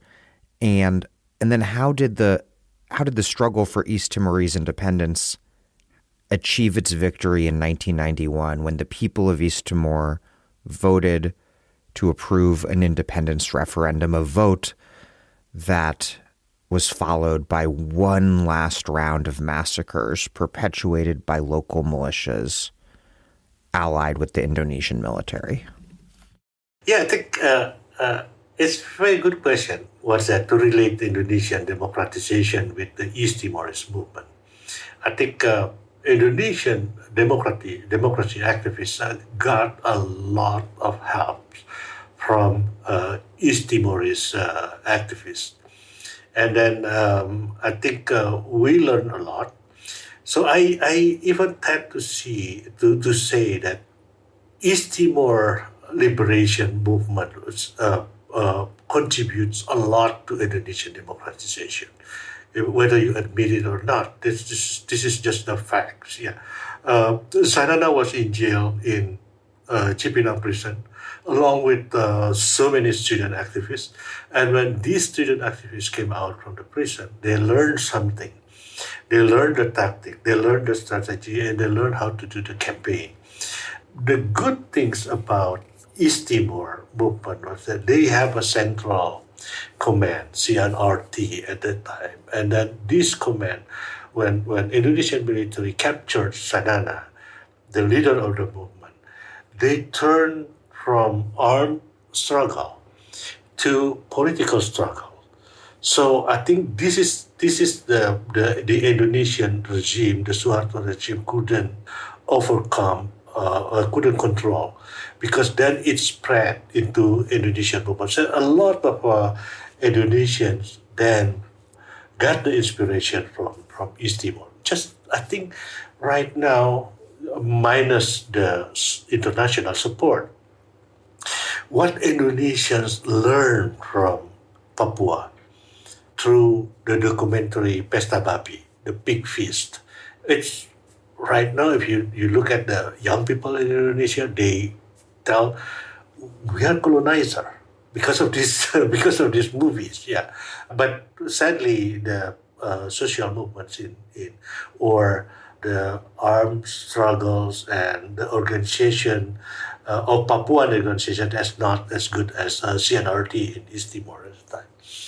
But we learned a lot, and I think what happened in East Timor really affected Indonesians at that time, especially after the Santa Cruz, and after that when Bishop Bello and Jose Ramos Horta got the Peace Nobel Prize, and then that's really means something for the East Timorese movement and Indonesian democratization, and also create an easiness inside the military about the tactic, about the strategy, and people start questioning, why are we there? Yeah, is it worth it that all of these resources that we put in this region, and then we got nothing out of this? So people start questioning this. That is the good things about the interaction between East Timor and Indonesia in general. Yeah, let me just add a little bit on this point. I think what the East Timorese liberation struggle did to the New Order regime was it really exposed, right, the brutality, right, the realities of Indonesian occupation of the country. And over time, right, as the political space in Indonesia opened up, and as more and more international scrutiny conducted, right, on the Indonesian occupation of Timor-Leste, this exposed, right, the regime to the outside world. And this is why the New Order regime was losing its legitimacy of its illegal occupation of East Timor. It became really hard for the regime to justify its occupation of East Timor. And when political opportunity rise in 1998 and 1999, this became a political momentum for the East Timorese to push their demand more effectively. So this expose, right, of the realities of Indonesian occupation of the country, I think gradually helped, right, both the democratization of Indonesia and also the independence of East Timor from Indonesian occupation. Yeah, so the Timor case did two things to the New Order. One, it shattered the managed image of the New Order, right? So created this for the first time, revealing the whole human rights violation, but also the success of Timorese independence in 1999. The referendum actually, it showed 80% voted to leave Indonesia. That was like the biggest reality check that Jakarta has to face. But the success of that independence in 1999 also marked the first major defeat of the Indonesian military since 1965. We haven't discussed really the rebellion on Aceh, on the northern tip of Sumatra, even though this is a really critical storyline that begins under Suharto in 1976. And it's just because we have so many things to discuss. Indonesia is a giant country whose history contains endless multitudes. Why did separatists move to found the Free Aceh movement, or GAM, G-A-M, when they did? What role did the place of Islam in society play in this region that's perhaps Indonesia's most deeply pious and religiously conservative?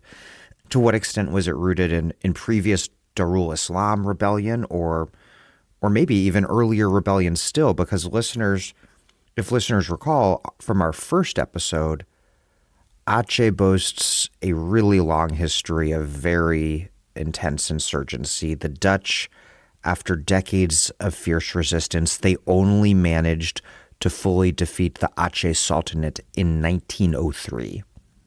And then what role, lastly, did control over natural resources play, particularly newly discovered natural gas? How, in big terms, did the Free Aceh movement rise and fall in waves from the foundation of GAM in 1976 through the catastrophic 2004 tsunami, all the way, finally, to the 2005 peace accords, ending the violence. GAM emerged in 1976 because many Acehnese believed that independence had simply replaced one distant ruler with another. Hassan Ditiro, one of the leaders, for example, argued that Aceh had been an independent nation before the Dutch conquest, right? So he portrayed Indonesian rule as a form of Javanese colonialism. So the language of GAM was, often anti-colonial rather than simply separatist.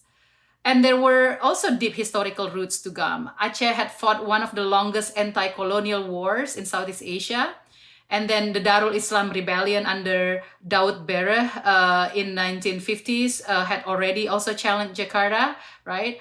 And then many former DI networks, memories, and grievances, they all remain alive. But again, GAM was not just a continuation of Darul Islam. Islam mattered, but GAM was not an Islamist movement, meaning Aceh was one of the Indonesia's most Islamic regions, right? Islamic identity essentially was important for Acehnese society. Actually, also it helped distinguish Acehnese society from Jakarta, for example.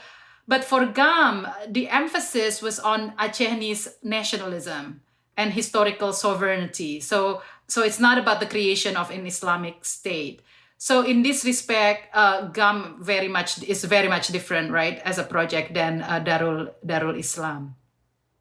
Then natural resources also became central to the conflict, especially the discovery of natural gas in Arun during the 1970s. And then Exxon and other companies, they all generated enormous revenues. And then for Acehnese, they saw all of this profit flowing to Jakarta and and then passing the local community. So they remain poor. So resource extraction here became a powerful symbol of internal colonialism, much like what happened in Papua. And then in terms of the GAM insurgency, right? Actually, it started very small. The movement launched its rebellion in 1976. And then the military quickly suppressed it. Many leaders fled abroad, particularly to Sweden. And then the conflict returned during the late 1980s. GAM reorganized and received military training abroad. In Libya. Yeah. And then the new order responded by declaring Aceh a DOM, Daerah Operasi Militer, right? Yeah, the DOM, military operations area in 1990. I actually interviewed one of the GAM female leaders, and she was the only female representative of GAM during the accord in 2005. So Shadia Marhaban, she shared how the counterinsurgency operations during DOM involved torture, disappearance, extrajudicial killings, and widespread abuses. Imagine walking in your neighborhood and you see people's head basically being... Yeah, anyway, ironically, military repression also strengthened the rebellion, right? So we see that. And then also Acehnese memories of DOM became central to the movement. Again, that very gory picture circulated among them. And then Reformasi reopened the conflict.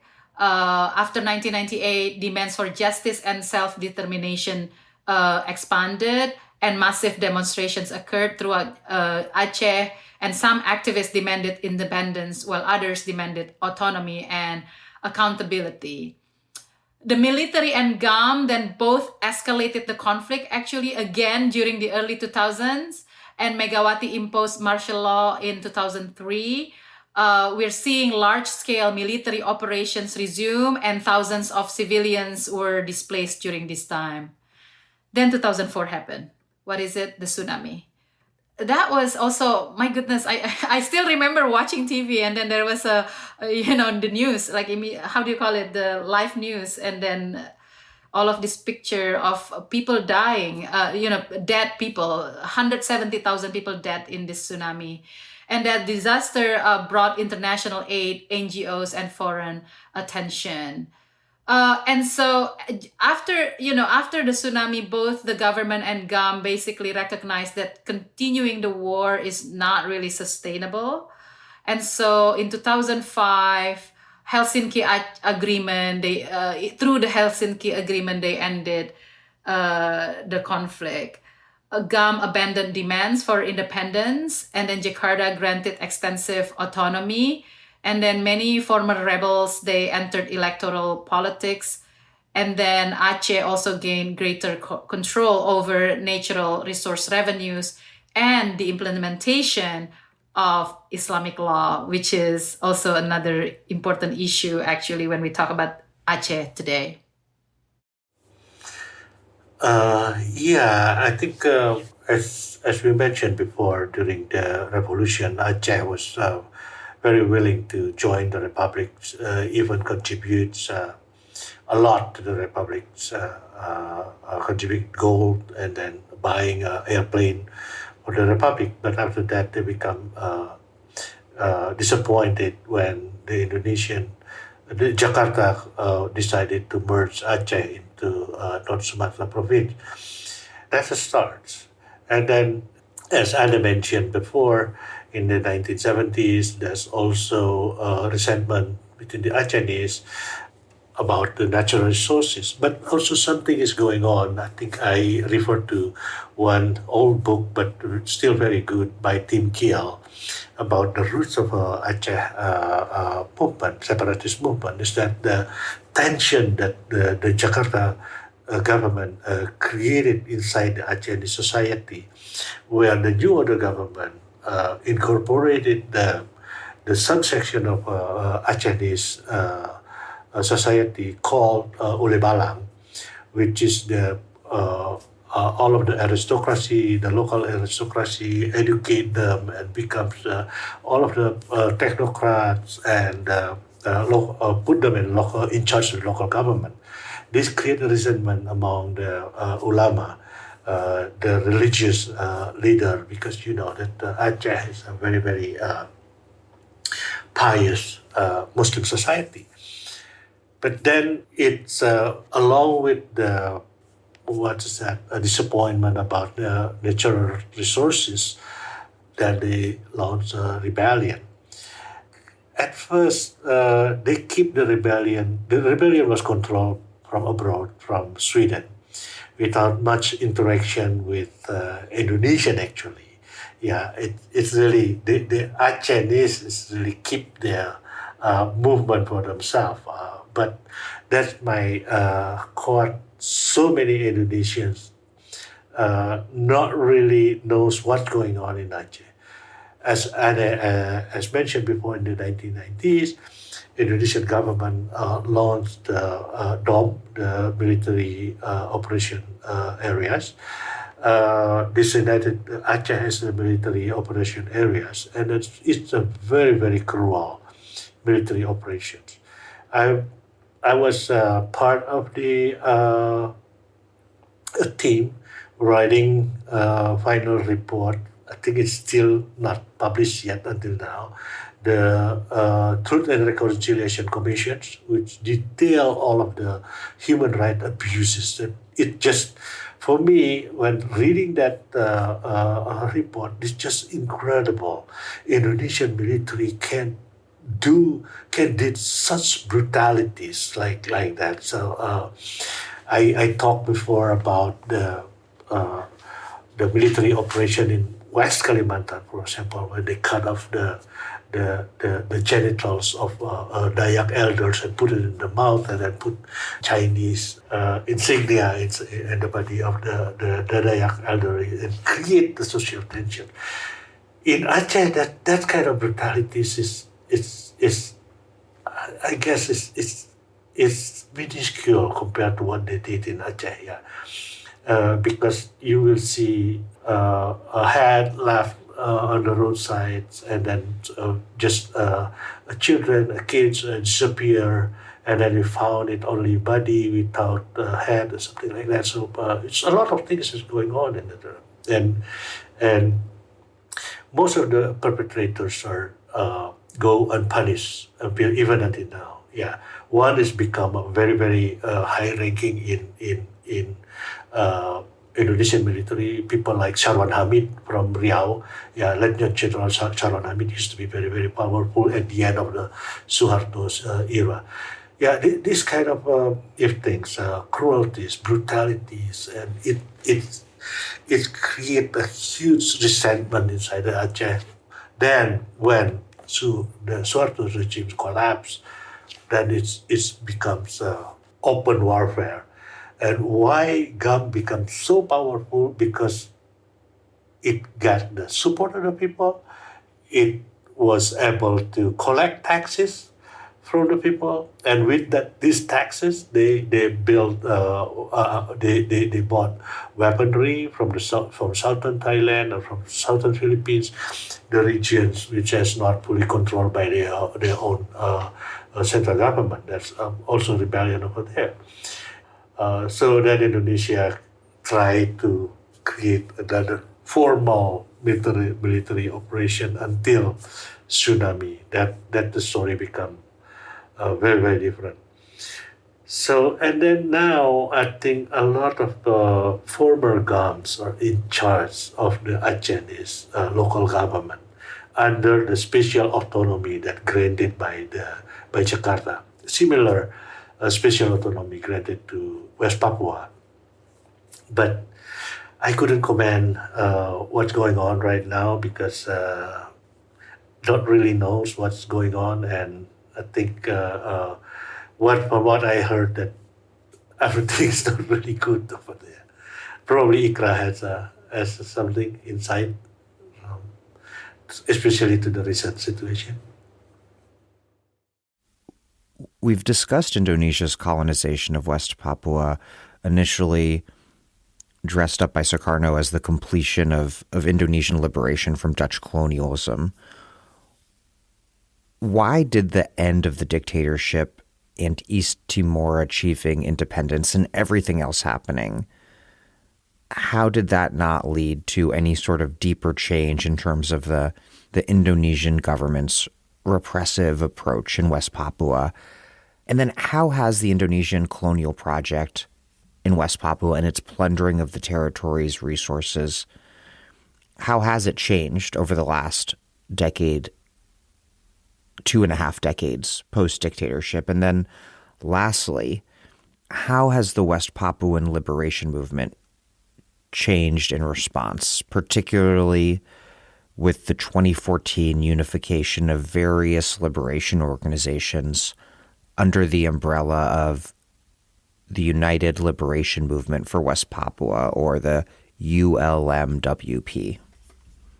For West Papua, I think what Indonesia did are doing lately after the Reformation, especially, they start to think about how to build this region, especially under Jokowi presidency. So they start with infrastructures. They create a road, connecting all the cities in Papua, connecting the coastal areas to the mountains area. So a city like Wamena, which is in the central Papua, it's a very beautiful place. And Jayapura at the coastal area now has a road to connect them, even though the road was often damaged every 3 months because of the rain and everything. Also the quality of the road. But it comes with the consequences. The influx of Indonesians coming to Papua changed the demography of the region. It happens after the Reformation, after Indonesia started building this region. So, as you know, right now, in the southern part of West Papua, Papua Barat, right now the composition, I think, of the population, I think more than 51% of the population are migrants. This is part of this because of the strategy of the New Order before, Anna has mentioned it before, the transmigration project. People if you go to West Papua, to Sorong, for example, to Aimas region, this is a city near Sorong, you will see a lot of transmigration complexes over there. peoples coming from. There's some sections of Yogyakarta, some sections is Malang people, some sections is Tulungagung people. This is all the region from Java. And also if you go also in the eastern part, near Jayapura, you will see a huge transmigration complex also. And all of the people speaks Javanese. And the last time I visited that place, I even watched the traditional dance that has vanished in Java, but it still exists over there. So this kind of thing. So at first, also in Morocco, there's a pocket of migrants, but now after the reformations, out of this transmigration, people are coming over there because of the economic opportunities. So you see, Indonesian government stopped asking for ethnicity in their census in Papua in 2010. In 2010, even it's very, they have a language as a proxy for ethnicity. And then after that, in 2020, they stopped doing that. And then I don't think they will do it in the 2030, the next census. But from the qualitative data and also from data from the local government, we know that all the coastal areas, Papuans, the indigenous Papuans become minorities. And then they only become majorities in the mountains area and the sparsely populated region. Indigenous Papuan is still the majority in the eastern part. But in the western part, I think they already become the minority. And if Prabowo, with this food estate project, which will aim to open 2.6 million hectares of land for plantation, for rice field, for corn fields, sugar cane, and everything, it will need at least 500,000 workforce. And then you multiply this workforce with their family. It will flood the Maroke, the southern part of Papua, with at least, in my estimation, 1.5 or 2 million people from outside. That will make the West Papuans become a very minority.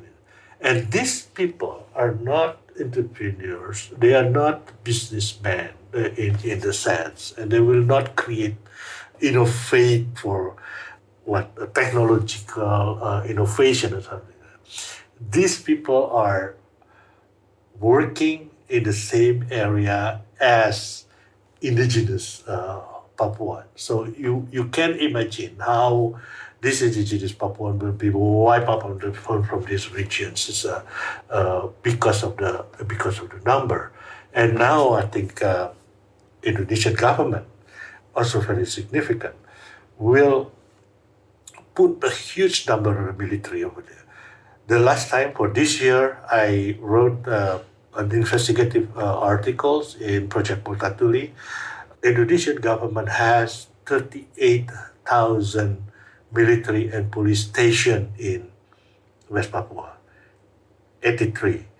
And then they brought in and rotate the military for the military operations over there, 17,000. So 100,000 troops were stationed in Papua each year. And 17 now each year coming from out because they are rotating, they come and go. But stay over there, 83,000. So 100,000 military and police in Papua to control 5.5 million people. You can imagine that a massive security forces, mostly military, and then a huge development in the southern part and also in the western part. And you have a rebellion just on the strip inside Papua, in the hinterland, in the mountainous area. So, but the story is like in the documentary Pig Feast or Pesta Babi. It just is a pure and naked colonialism by Indonesia, because this is the Indonesian region that is still intact in terms of natural resources. So Prabowo was always, I think all of the Indonesians say that Papua is the future of Indonesia. That means that the future for plundering the natural resources, bring it to Jakarta. Yeah, I think what Made said about the realities of Indonesian rule in West Papua, it's a clear example of neocolonialism, right, or settler colonialism, however you want to call it. And again, this foundation and practices has been implemented for a very long period, and even, for example, in a more recent period, when SBY during his presidency promoted the food estate project in Merauke. That was another example of this latest iteration of extractivist policy, right, in West Papua, that once again dispossessed and exploited the local Papuans. I think luckily there's a growing awareness of the realities of Indonesian brutal rule also in West Papua. Having said that, I think if we compare the West Papuan case with the East Timorese case, the situation for West Papuans is rather different. You have a more challenging geographical terrain to navigate. Different liberation groups and activist groups have different ideas and conceptions and strategies in achieving the goals of their liberation struggles, not to mention the Papuan diaspora abroad that have different ideas as well. So there's this internal diversity that they have to manage and resolve, right, to achieve this common goal. And I think we still yet to see a major shift, right, in Indonesian public opinion. Now there are more sympathies, obviously, for the plights of the West Papuans, for the West Papuan cause, but we are yet to see the tipping point, right? And this is something that we have to look closely, and we have to support every effort to reach that tipping point. At the same time, I think there's been a promising, let's say, or hopeful development within the Papuan liberation struggles as well, right? If we look at what the youth activists within the Papuan liberation movement have been doing, they've been very creative. They've been trying to integrate critical insights to understand the nature, right, of Indonesian occupation and exploitation of their homeland. So there's been an ongoing debate about that as well in specific area like alternative media outlets. I know friends and comrades in West Papua who've been very active in establishing and managing critical media outlets, from a clear leftist perspective, let's say, and progressive perspectives like Tabloid Jubi and Laulo Papua, among other things. So these are, hopeful developments, right? Despite, the continuing brutalities of Indonesian rule in West Papua. And let's hope that this will lead to a more substantive progress, right, in the liberation struggle of West Papua.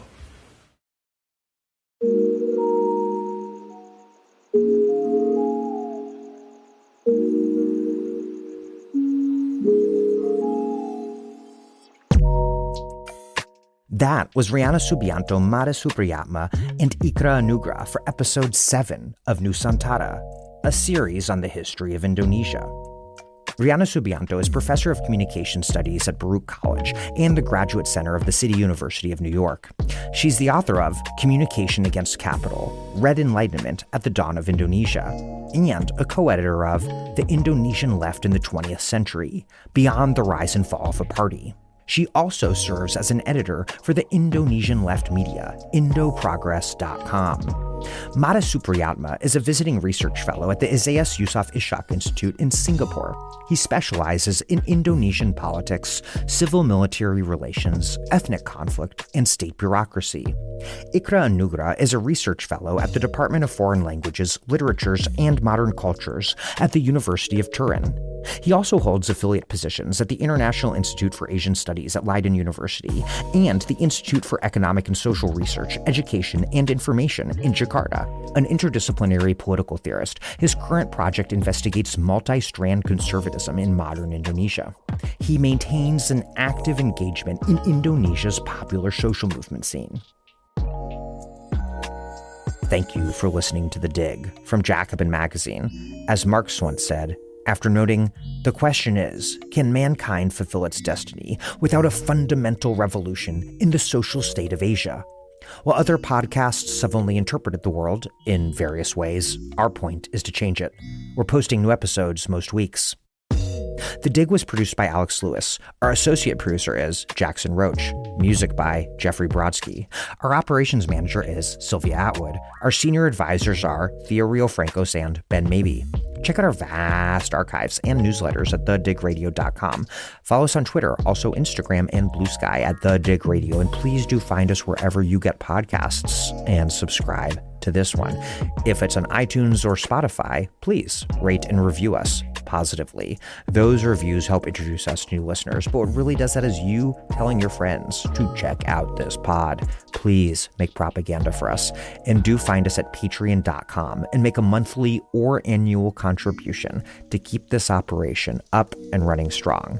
Even a few bucks is huge.